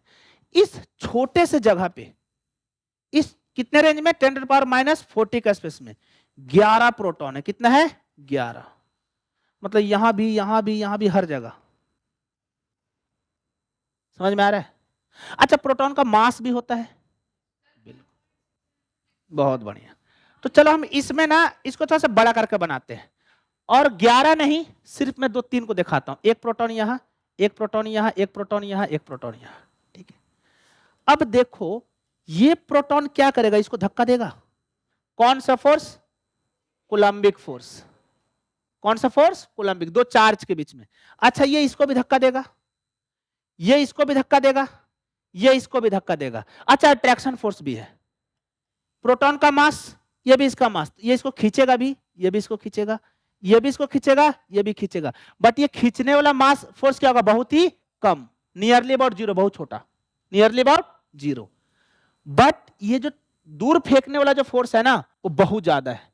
तो सोचो कि जब आपस में सब झगड़ रहे हैं, एक कमरे में मैंने 11 दुश्मन भर दिया, सब झगड़ रहे हैं, तो बचेगा एक भी या ब्लास्ट कर जाएगा? बट क्या ब्लास्ट करता है? तुम सब पढ़े होगे न्यूक्लियस तो सबसे ज्यादा मतलब स्ट्रांगली बाउंडेड है, सबसे ज्यादा स्टेबल है ये। बट कायदे से दिख क्या रही है? सबसे ज्यादा अनस्टेबल होना चाहिए, क्योंकि यहां पे लग क्या रहा है? Repulsive force. इसका मतलब कोई तो मसीहा है इसमें जो इनको बांध के रखा है, और वो मसीहा कौन है? Nuclear force. समझ में आ रहा है? और वो बहुत ही स्ट्रांग है। क्लियर है? तो यहां पे जो फोर्स लग रहा है वो कौन सा फोर्स है? Nuclear force. अब तुम ये भी बताओ, वो अट्रैक्टिव नेचर का होगा या रिपल्सिव? अट्रैक्टिव, क्योंकि उनको बांधने की जरूरत है, ठीक है, बिल्कुल। तो न्यूक्लियर फोर्स जो है ना हमेशा कैसे नेचर का होगा? अट्रैक्टिव। क्लियर है? अच्छा न्यूक्लियर फोर्स प्रोटॉन के, दो प्रोटॉन के बीच में भी लग सकता है, दो न्यूट्रॉन के बीच में भी लग सकता है, और प्रोटॉन और न्यूट्रॉन के बीच में भी लग सकता है। मतलब एक प्रोटॉन और एक न्यूट्रॉन के बीच में भी न्यूक्लियर फोर्स लगेगा, दो प्रोटॉन के बीच में भी लगेगा, दो न्यूट्रॉन के बीच में भी लगेगा, और सारे कैसे होंगे? अट्रैक्टिव नेचर के, स्ट्रॉन्ग फोर्स है। एक चीज और, शॉर्ट रेंज का है। शॉर्ट रेंज का क्या मतलब? 10⁻⁻14 या फिर 10⁻⁻15, इसी रेंज में लगता है। इससे बड़ा डिस्टेंस पे होगा तो न्यूक्लियर फोर्स फिर नहीं लगता है। क्लियर है?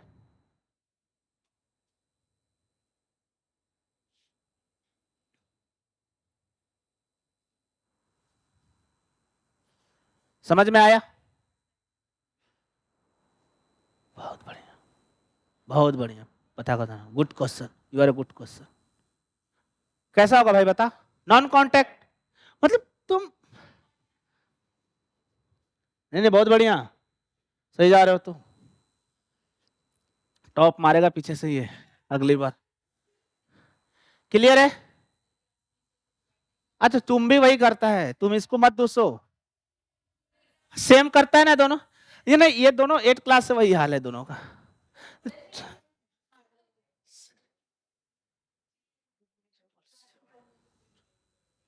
हाँ रिपल्सन कोर में होगा ना, जब दो प्रोटॉन, ढेर सारा प्रोटॉन है आपस में तो एक दूसरे को रिपेल करेगा। हो गया? न्यूक्लियर फोर्स इससे ज्यादा काम नहीं है, बाकी से ज्यादा डिटेल में हम लोग कहाँ पढ़ेंगे? न्यूक्लियर फिजिक्स में, जो कि तुमको 12 में पढ़ना है, फिजिक्स। आज सोचो कि दो न्यूक्लियस आपस में इतने स्ट्रांगली बाउंडेड है, इसलिए तो स्टेबल है। अब इसको तोड़ने के लिए बहुत ज्यादा एनर्जी चाहिए, अब टूटेगा भी तो कितना ज्यादा एनर्जी निकलेगा सोचो, इसीलिए एटॉमिक बहुत ज्यादा घातक होता है। क्लियर है? क्लियर है? चलो 3 फोर्स हो गया, ग्रेविटेशनल, इलेक्ट्रोमैग्नेटिक, न्यूक्लियस। अब क्या बचा? हेडिंग डालो, उसको भी खत्म करते हैं।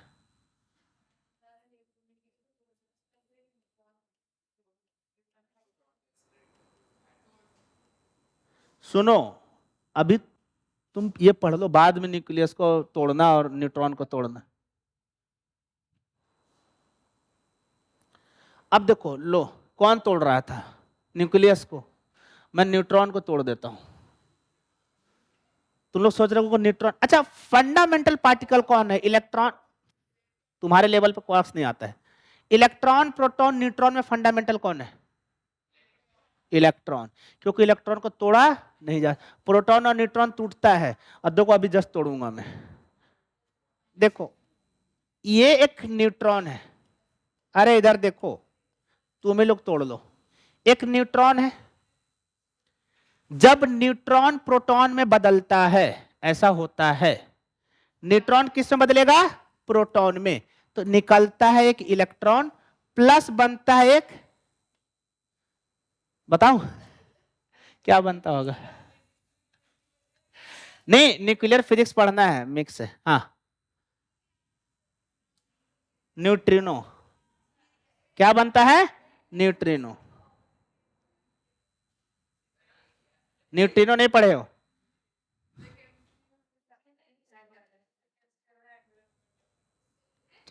हाँ केमिस्ट्री में भी एंगुलर मोमेंटम पढ़ना, बोर मॉडल में, समझो। अरे फिजिक्स ऐसा चीज है ना कि फिजिक्स बिना कोई नहीं जी सकता। इधर देखो, एक्चुअली जो तुम लोग न्यूक्लियर फिजिक्स वाला पढ़ते हो ना, वो है फिजिक्स, जो तुम लोग केमिस्ट्री पढ़ते हो ना, उसका बहुत लाइट वर्जन है, एक तो उसका एडवांस वर्जन फिजिक्स में है।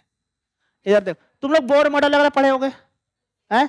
बोर मॉडल एक्चुअल पढ़ना फिजिक्स में, असली पढ़ोगे जब वहां पे अल्फा पार्टिकल कैसे निकलेगा। तुम लोग ने ये भी पढ़ा होगा केमिस्ट्री में। इधर देखो, ये हीलियम एटम है, अल्फा पार्टिकल जा रहा है, अल्फा पार्टिकल तो कुछ ऑफ द डिफ्लेक्ट करके आ जाएगा। तुम लोग ने ये पढ़ा होगा कि टकरा के आ जाता है, ऐसा पढ़ा है? कभी भी टकराता नहीं बेटा, डिफ्लेक्ट करके आता है। तो फिजिक्स में तुम ये भी पढ़ोगे कि कितना डिस्टेंस है, ये वो निकालेंगे फिजिक्स। ये भी क्या, कुछ ऐसे जाता है, कुछ देखो इधर देखो, कुछ ऐसे जाता है, ऐसे निकल जाता है, तो ये डेविएट किया, पूछेंगे कितना एंगल से डेविएट किया, ये पढ़ेंगे। है नहीं? अरे सुनो, चलो बहुत हो गया फन फैक्ट, अब इधर आ जाओ, अब इधर देख लो। हाँ न्यूट्रिनो ना ऐसा समझोगे कि एनर्जी नहीं रिलीज कर रहा है, नेगेटिव पार्टिकल होता है, सिंपली से ज्यादा कुछ नहीं, तुमको बहुत डिटेल में नहीं जाना। देखो न्यूट्रॉन कैसा होता है? न्यूट्रल। न्यूट्रॉन से अगर प्रोटॉन बना है तो प्रोटॉन क्या हो गया? प्लस। पहले कितना था चार्ज? 0, बाद में भी कितना होना चाहिए? 0। अब इस पे प्लस आ गया, इसलिए कि इलेक्ट्रॉन निकलेगा, दोनों मिलके क्या हो जाएगा? 0। चार्ज की बात कर रहा हूं, ठीक है, प्लस लॉट्स ऑफ एनर्जी बनता है, ठीक है, क्लियर है? अब देखो, हाँ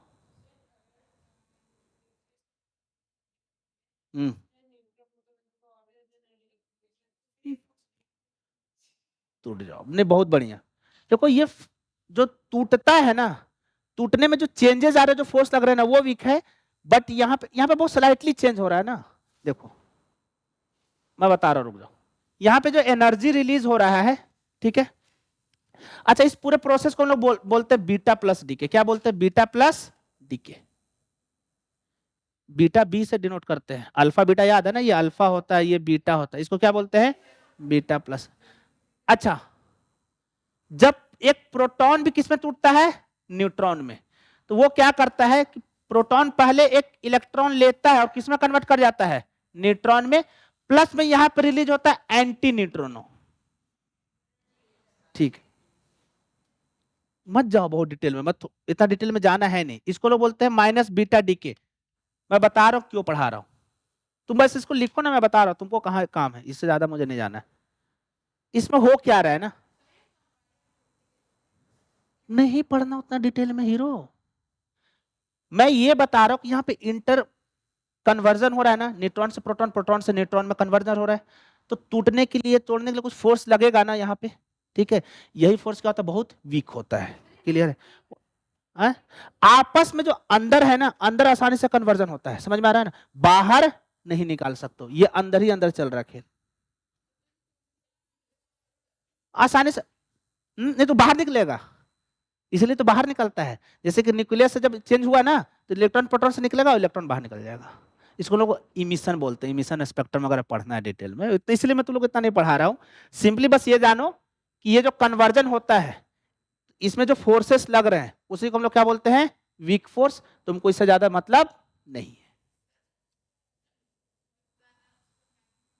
डीके का मतलब होता है बेटा टूटना, डीके कर जाना। जैसे कि कोई भी सामान को मैंने रख दिया, जैसे रेडियो एक्टिव एलिमेंट होता है, तो इसको तुम रख दोगे तो धीरे धीरे खत्म होता जाता है, उसको बोलते हैं डीके कर गया। क्लियर है? मैग्नीट्यूड कम है इसलिए उसका नाम वीक फोर्स है। हो क्या गया इसको आज? इसको हो क्या गया आज?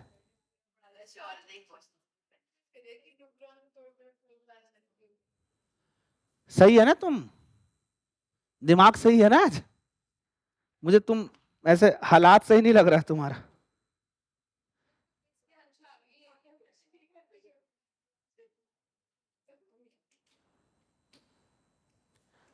चलो, हो गया।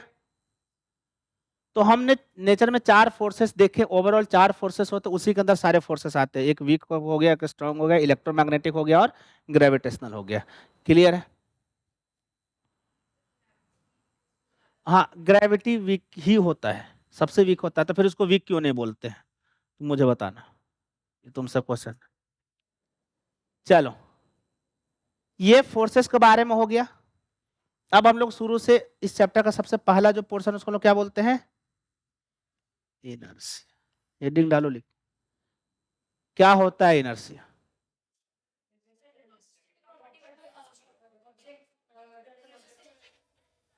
आराम से, ऐसे मछली बाजार नहीं बनाना है। हाँ, प्रॉपर्टी ऑफ, बस लिख डालो, लिखो। The inherent property of all bodies, the inherent properties of all bodies by virtue of which, by virtue of which they cannot change their state of, by, तुम लिख क्यों नहीं रहा है? by virtue of which they cannot change their state of rest or uniform motion, by virtue of which they cannot change state of rest or uniform motion along a straight line, along a straight line, along a straight line on their own, along a straight line on their own। मतलब क्या हुआ कि अपना direction को भी change नहीं करता। Clear है? देखो बहुत बेसिक सा है, इसमें बहुत डिटेल समझाने की कोई जरूरत नहीं है कि जो जैसा है वैसा ही रहना चाहता है। कि अगर कोई रेस्ट पे है तो रेस्ट पे ही रहना चाहेगा, कोई मोशन में है तो मोशन में ही रहना चाहेगा, कोई जिस डायरेक्शन में चल रहा है तो उसी डायरेक्शन में रहना चाहेगा। इसी को हम लोग क्या बोलते हैं? इनर्सिया। तो इनर्सिया का फिर 3 तरह का इनर्सिया हो जाएगा कि अगर कोई स्टेट ऑफ रेस्ट में है, एक क्या हो जाएगा स्टेट ऑफ रेस्ट, तो इसको लोग क्या बोलेंगे इनर्सिया ऑफ रेस्ट। कोई स्टेट ऑफ मोशन में उसको क्या बोलेंगे इनर्सिया ऑफ, कोई किसी एक डायरेक्शन में उसको क्या बोलेंगे इनर्सिया ऑफ डायरेक्शन। क्लियर है? अब तुम बताओ इनर्सिया ऑफ रेस्ट का डेफिनेशन लिखवाने की जरूरत है? जो रेस्ट में है वो रेस्ट में रहना चाहेगा। एग्जाम्पल देखो इसका, जैसे मान लो कि तुम लोग कार में ट्रेवल कर रहे हो या बस में ट्रेवल कर रहे हो, ठीक है, या फिर ऐसा समझो कि बस रुकी हुई है, ठीक है, तुम बस रुकी हुई है तो तुम किस में हो इनर्सिया ऑफ रेस्ट। पर जैसे बस ने चालू किया अपने आप को चलना, तो जैसे हल्का सा आगे एक्सेलेरेट किया वो, तो वो अपना मोशन बदलने की कोशिश किया, किधर जा रहा है आगे, बट तुम तो हो रेस्ट में, तो तुम कहां रहना चाहोगे रेस्ट में। बस आगे जा रही है, अपने आप को रेस्ट में लाने के लिए क्या करोगे पीछे जाओगे। ये किसका एग्जांपल हो गया इनर्शिया ऑफ रेस्ट। अच्छा इनर्शिया ऑफ मोशन का सेम एग्जांपल क्या होगा कि मान लो बस चल रही है मोशन में है, तो तुम भी मोशन में हो, अब जैसे सडनली उसने ब्रेक मारा तो रुक गया, रुका ना, तो तुम अपने आप को क्या करना चाहोगे मोशन में रखना चाहोगे, क्लियर, तो उसको अपोज करोगे। क्लियर है? इनर्शिया ऑफ डायरेक्शन में क्या है कि मान लो कोई एक बॉल है, मैं उसको फेंक दिया ऐसे, तो किसी एक डायरेक्शन में जा रहा है, या फिर क्रिकेट में एग्जांपल ले लो, मान लो कि बॉल ऐसे आ रहा है, अब मुझे इसको डायरेक्शन बदलना है, हिट करके वापस उधर भेजना है, तो मैं क्या लगाऊंगा इस पे फोर्स। अगर मैं फोर्स नहीं लगाता तो जिधर जा रहा था उधर ही जाते रहता। क्लियर?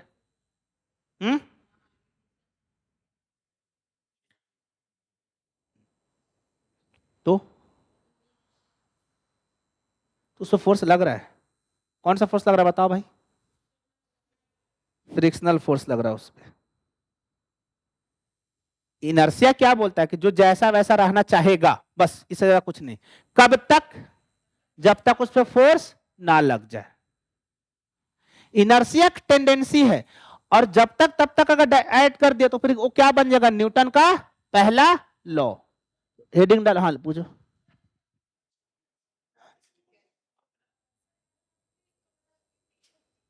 हाँ हाँ वही रहेगा। नहीं देखो होता क्या, लाओ दो पेज दो, जैसे मान लो कि ऐसा है, ये पेन इस पे रख दिया मैं, ठीक है, तुम लोग को वो स्ट्रिंग वाला केस बताया था ना मैं कि एक रस्सी बंधा हुआ इसके नीचे स्ट्रिंग रखा हुआ है, जब मैं इस पर बहुत सडनली फोर्स लगाता हूं तो वो फोर्स इंपल्सिव फोर्स होता है। कैसा होता है इंपल्सिव, जिसको हम लोग क्या बोलते हैं फोर्स इनटू टाइम। और जो इंपल्सिव फोर्स का मतलब होता है strong force, large force for the short duration. ठीक है, अब देखो होता क्या कि जैसे ये इस पे है, अब क्या किया मैं कि इस पे मैं लगा रहा हूं धीरे धीरे फोर्स, तो धीरे धीरे फोर्स लगा रहा हूं तो उसकी वजह से क्या हो रहा है कि इस पे फ्रिक्शन सफिशिएंट टाइम मिल रहा है फ्रिक्शन को लगने के लिए, इसलिए रुक ये चल रहा है साथ में। जैसे मैं मान लो इसको ऐसे खींच रहा हूं यहां से, तो मैं फोर्स किस पे लगाया कॉपी पे, पेन पे लगाया क्या मैं फोर्स नहीं, तो पेन को तो नहीं चलना चाहिए था, बट पेन चल रहा है। क्यों चल रहा है? क्योंकि ये जो कॉपी है इस पेन पे फ्रिक्शन लगा रहा है। बट मैं एक काम करता हूं कि उसको बहुत तेज खींचता हूं, इतना तेज खींचता हूं कि फ्रिक्शन लगाने का समय ही ना मिले, तो क्या इसमें फ्रिक्शन लगेगा नहीं, तो फिर ये जैसा है वैसा ही रहना चाहेगा। ठीक है, देखो रह गया, समझ में आया? क्लियर है? तो तुमको चीजों को रिमूव करने की कोशिश करना है कि कैसे हटाए उसको।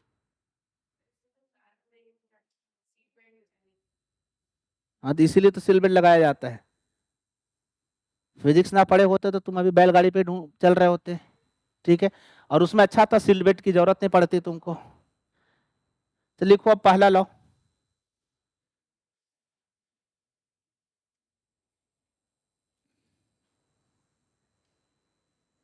अच्छा क्वेश्चन लिखो, a person sitting in an open car, लिखो a person sitting in an open car moving with constant velocity. A person sitting in a person sitting in an open car moving at constant velocity throw a ball vertically upward, throw a ball vertically upward into the air, a person sitting in an open car throw a ball moving at constant speed, throw a ball vertically upward into the air, the ball fall, option A outside the car, लिखो option A outside the car, option B in the car ahead of the person, अरे option तो लिखो, option A क्या है outside outside the car, option B क्या है in the car ahead the person, option C लिखो in the car, और क्या लिखेंगे बिहाइंड द, लिख लो option D exactly in the hand of the person. अरे तो लिखो तो पहले, और तुम ये रफ कॉपी में लिख रहा है, बहुत महान हो, तो सुंदरता कम हो जाएगा तुम्हारी नोट्स की।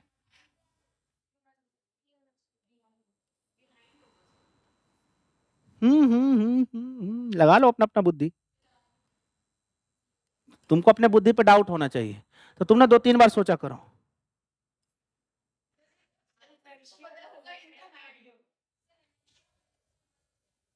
हाँ हाँ हाँ हो गया,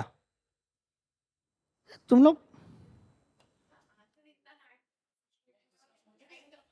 हाँ air resistance zero, air resistance zero है, ठीक है। वैसे कायदे से एयर रेजिस्टेंस जीरो ही होगा, बहुत कम होगा। देखो बॉल को मैं ऊपर फेंका, ठीक है, अब तुम सोचो कि कार आगे चल रहा है कांस्टेंट वेलोसिटी से, कैसे चल रहा है कांस्टेंट वेलोसिटी, क्या फोर्स है उस पे नहीं, अगर फोर्स नहीं है, चलो कार आगे चल रहा है तो कायदे से ये बॉल भी तो आगे जा रहा है कि उस कार के अंदर ही तो है ना। मान लो कि कार आगे जा रही है तो मैं आगे नहीं जा रहा हूं क्या, मैं भी आगे जा रहा हूं क्योंकि कार के अंदर ही हूं, तो हॉरिजॉन्टल रिलेटिव वेलोसिटी कितना हो जाएगा जीरो, सेम डायरेक्शन में है। अब तुम सोचो कि मैं इसको फेंका ऊपर, तो मैंने दिया उसको ऊपर वेलोसिटी, तो ये बॉल कैसे जा रहा है, देखो ये बॉल ऐसे जा रहा है, बॉल आगे भी जा रहा है और ऊपर भी जा रहा है। अब तुम पर्सन के बारे में सोचो, ये हो गया पर्सन, पर्सन कहां जा रहा है सिर्फ आगे, और ये दोनों का वेलोसिटी क्या है सेम, तो ये गिर के वापस कहां गिरेगा उसी के हाथ में, पीछे गिरेगा। क्यों पीछे गिरेगा,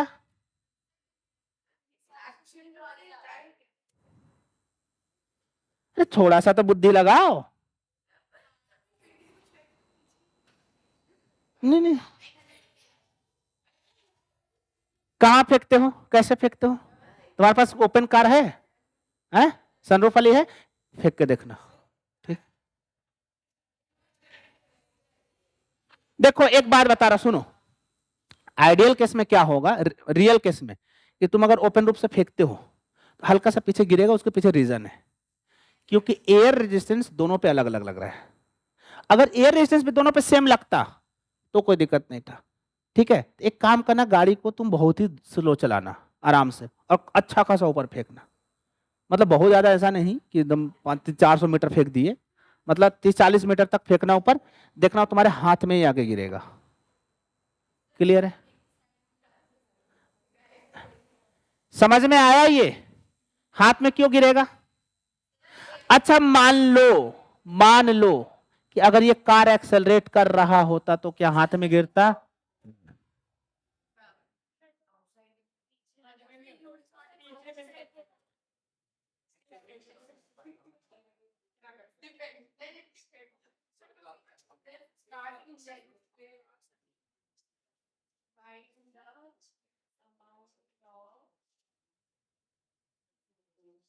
लिखो पढ़ना नहीं है।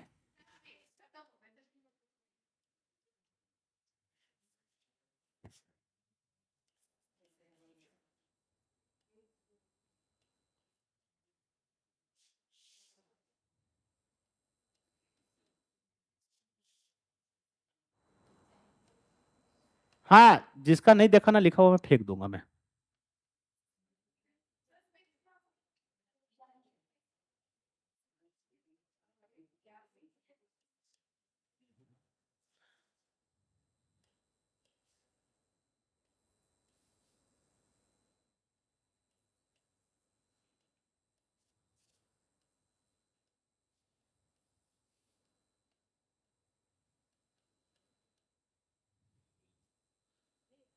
समझो, लिखा नहीं अभी।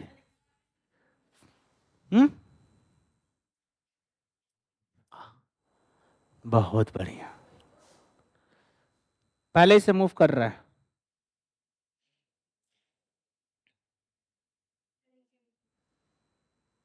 हम्म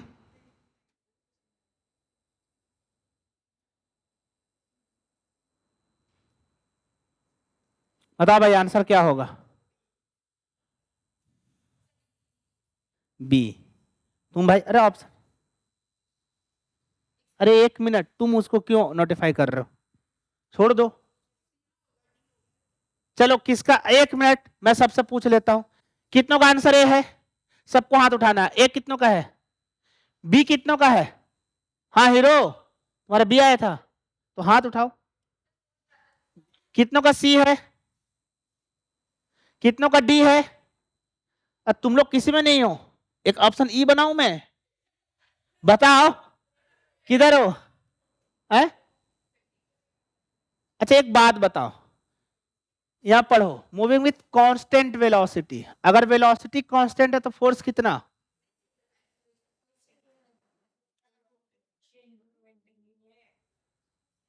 तो आंसर क्या होगा?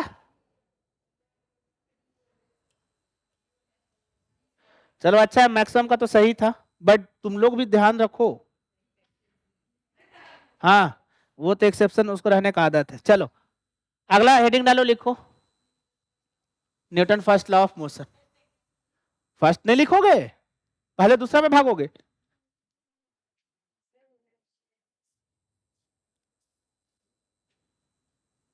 चलो भाई, लिख डालो खुद से, क्या इनर्शिया ही है? लिखो, लिखो, if vector sum of all forces acting on a particle, if vector sum of all forces acting, if vector sum of all forces acting on a particle is zero, if vector sum, क्योंकि force क्या है, vector quantity है तो उसका vector ही सम लेंगे। बहुत अच्छा लग रहा है लिखने में, वेक्टर फोर्स। लिखो, if vector sum of all, उसी को नेट फोर्स बोलेंगे ना। देखो, if vector sum of all forces acting on a particle is zero, then and only then, लिखो then and only then particle remain unaccelerated, then and only then particle remain unaccelerated. Unaccelerated के bracket में लिख लो remain at rest और move with constant speed, constant velocity कर दो। Unaccelerated के अंदर लिख, अरे तुम लिखो remain at rest, remain at rest और move with constant velocity. Clear है? इसको एक्सप्लेन करने की जरूरत है क्या? सिंपल सी बात है, जो जैसा वैसा ही रहेगा जब तक कोई बाहरी फोर्स उस पर ना लग जाए। सिंपल सी बात है। चलो अगला हेडिंग डालो, लिखो मोमेंटम। इसमें थोड़ा पढ़ेंगे।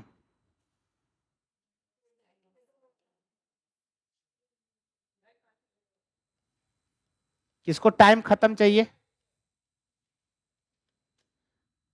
तुमको टाइम खत्म चाहिए, जा जा जा, जा घूम कर आ जा, जा चले जाओ पीछे। नहीं नहीं, तुम और पीछे चले जाओ।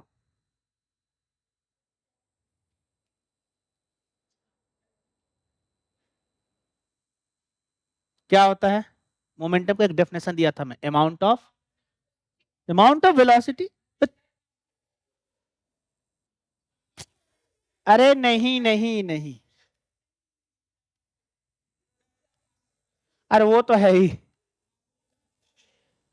हाँ अब याद आया किसी को, अमाउंट ऑफ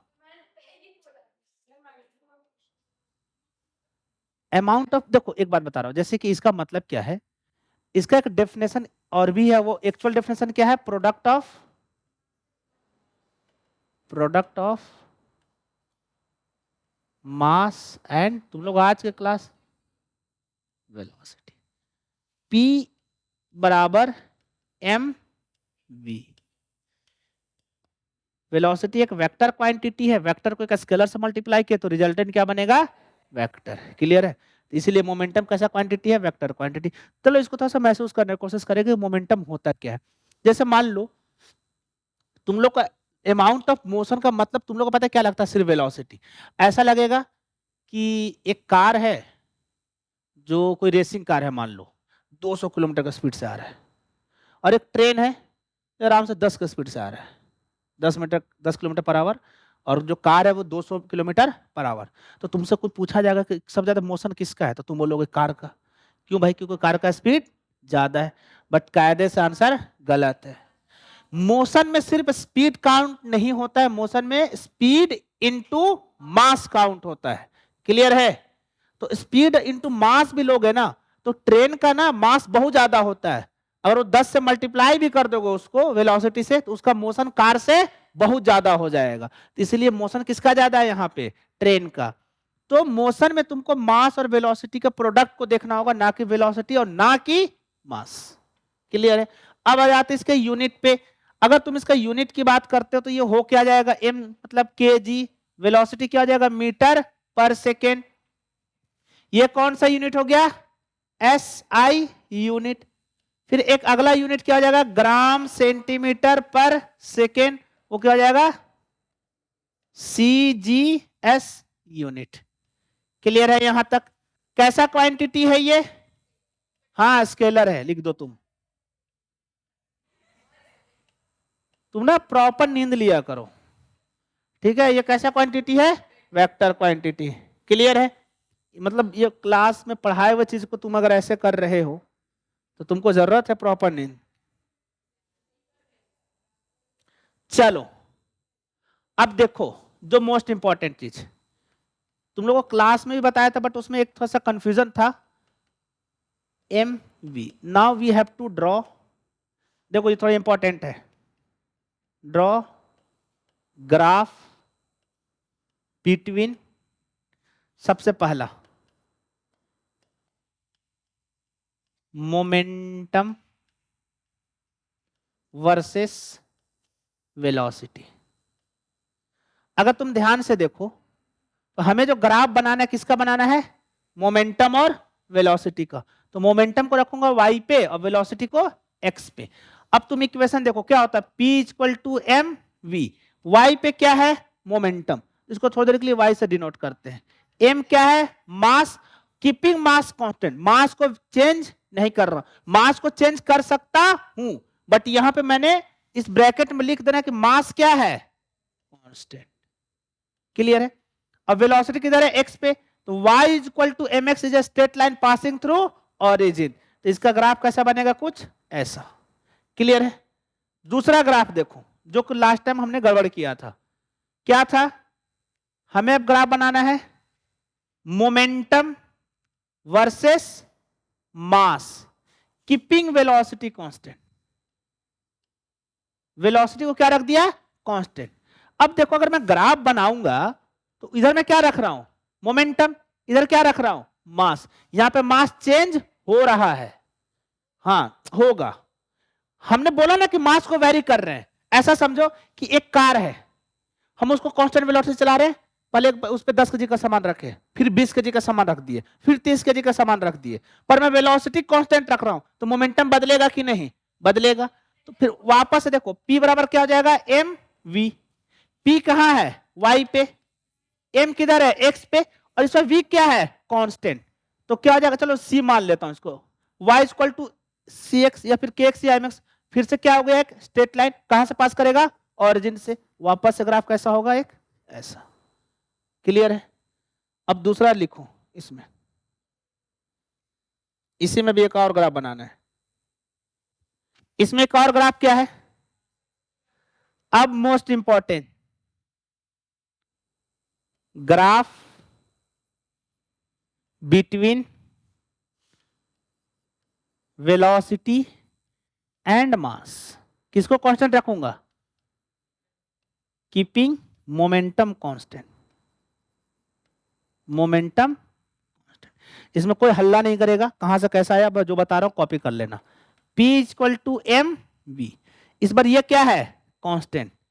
चलो एक काम करता हूं, वेलोसिटी को रख देता हूं ऊपर और मास को x में। ये क्या हो जाएगा, x इंटू वाई। क्या हो जाएगा, x इंटू वाई। तो ग्राफ क्या निकला, x इंटू वाई बराबर कांस्टेंट।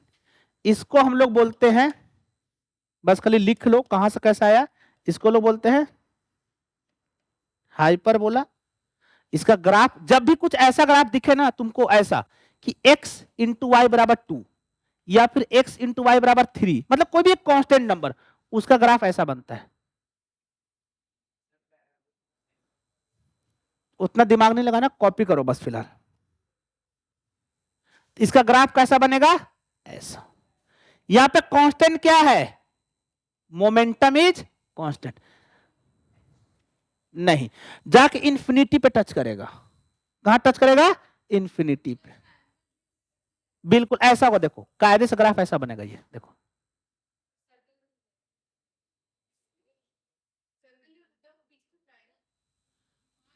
एक अब देखो इंफिनिटी में कभी, इंफिनिटी कोई फिक्स नंबर है, कभी मिलेगा इंफिनिटी, क्या ये रियली में कभी टच करेगा, हमको इंफिनिटी मिलता हुआ दिखेगा, हाँ इंफिनिटी मतलब बहुत, हाँ मिलता हुआ दिखेगा, तो क्या ये टच करता हुआ दिखेगा, हाँ टच नहीं करेगा बट टच करता हुआ दिखेगा। कहां टच करेगा, इन्फिनिटी पे। तुम बोलोगे सर कहां टच करेगा, मान लो 10 कदम आगे जाओ, सर नहीं टच किया, हम लोग 10 कदम और आगे जाओ, मान लो नहीं टच किया, हम लोग 10 कदम और आगे जाओ, चलते रहो, कहीं ना कहीं टच करेगा। वो कायदे से कभी टच नहीं करेगा और ना तुम कभी कहीं पहुंच पाओगे। क्लियर है, X Y equal to constant. सुनो, कुछ दिमाग नहीं लगाना है, बस स्टैंडर्ड ग्राफ है। देखो मैं तुमको बता दे रहा हूं, 3-4 ग्राफ ना बहुत स्टैंडर्ड है, जो कि याद रखना। 3-4 ग्राफ देखो, एक y बराबर एक्स स्क्वायर, x मतलब यहां पे कुछ के एक्स स्क्वायर होगा, के कोई एक कांस्टेंट होगा, उसका ग्राफ बेटा ऐसा बनता है, ऐसा बनता है। ठीक है, एक होता है x बराबर के वाई स्क्वायर, या फिर ऐसा लिख दो वाई स्क्वायर बराबर के एक्स। इसका ग्राफ ऐसा बनता है, देखो ये एक्स एक्सिस और ये वाई एक्स, इसका ग्राफ ऐसे बनता है, ये हो गया एक्स एक्सिस और ये वाई एक्स। कुछ ऐसा देखो एक्स वाई बराबर के, ये हो गया, इसका ग्राफ कैसा बनता है, ऐसा। कैसे से नीचे में भी जाता है, इधर भी जाता है, ये दोनों बनता है। अब कोई मुझे बताएगा कि मोमेंटम वाला में मैंने पीछे क्यों नहीं बनाया। बिल्कुल, क्योंकि मास नेगेटिव नहीं हो सकता है। देखो मैंने ऊपर क्या लिखा, वेलोसिटी, क्या लिखा, वेलोसिटी, नीचे क्या लिखा, मास। अगर मैं इसका ग्राफ बनाऊं तो एक तो ग्राफ बनेगा प्रोडक्ट का ऐसा, ठीक है कि सर वेलोसिटी और मास कांस्टेंट है तो ग्राफ ऐसा बनेगा। कोई कोई बोलेगा सर इधर भी तो बनेगा, बिल्कुल बनना चाहिए, बट इधर मास क्या हो गया, नेगेटिव, और कभी भी मास नेगेटिव नहीं होता, इसलिए हम लोग सिंपली ये ग्राफ बनाए। क्यों बनेगा फोर्थ क्वाड्रेंट में, अरे भाई एक बात बता, x इंटू वाई बराबर 2, चाहे तो ये दोनों प्लस हो, चाहे तो ये दोनों माइनस हो, चाहे तो ये बनेगा फर्स्ट क्वाड्रेंट में, चाहे तो बनेगा दोनों थर्ड क्वाड्रेंट में। सेकंड में कैसे बन जाएगा, सेकंड में एक प्लस और एक माइनस हो रहा, फोर्थ में भी कैसे बनेगा, एक प्लस और एक माइनस है, चाहे तो दोनों प्लस हो चाहे तो दोनों माइनस हो। तो तुमको इतना दिमाग नहीं लगाना, बस सिंपली रट लो। क्लियर है, तो ये 3 ग्राफ हमेशा याद रखना, मैं मोस्ट ऑफ द केस में यूज करूंगा। जो कि तुम लोग अगर मोशन का ये देखे होगा ना, जो ग्राफ प्लॉट करना सिखाया था मैं, तो उसमें बहुत अच्छे से बताया हूं मैं कि y बराबर एक्स स्क्वायर का ग्राफ ऐसे होता है, इंक्रीजिंग क्यों हो रहा है, क्योंकि यहाँ पे हर एक पॉइंट पर स्लोप बढ़ता है, मैं बहुत डिटेल में बता रखा हूँ। ठीक है, क्लियर है, तो एक काम करते हैं आज के लिए यहीं पे खत्म करते हैं चीजें। कोई डाउट है तो पूछ लो।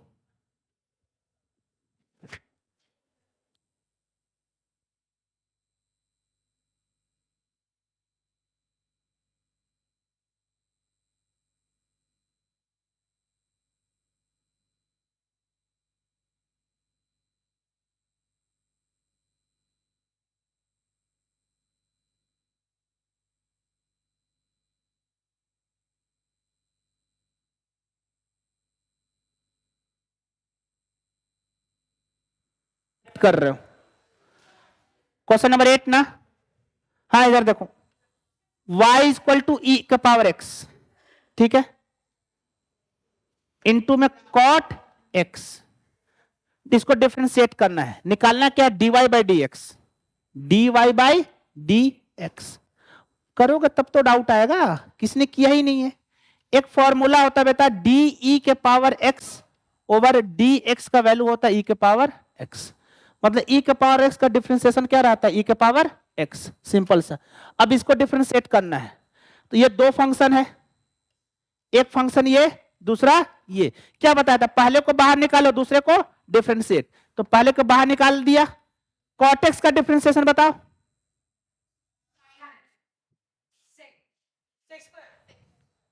माइनस, ठीक है,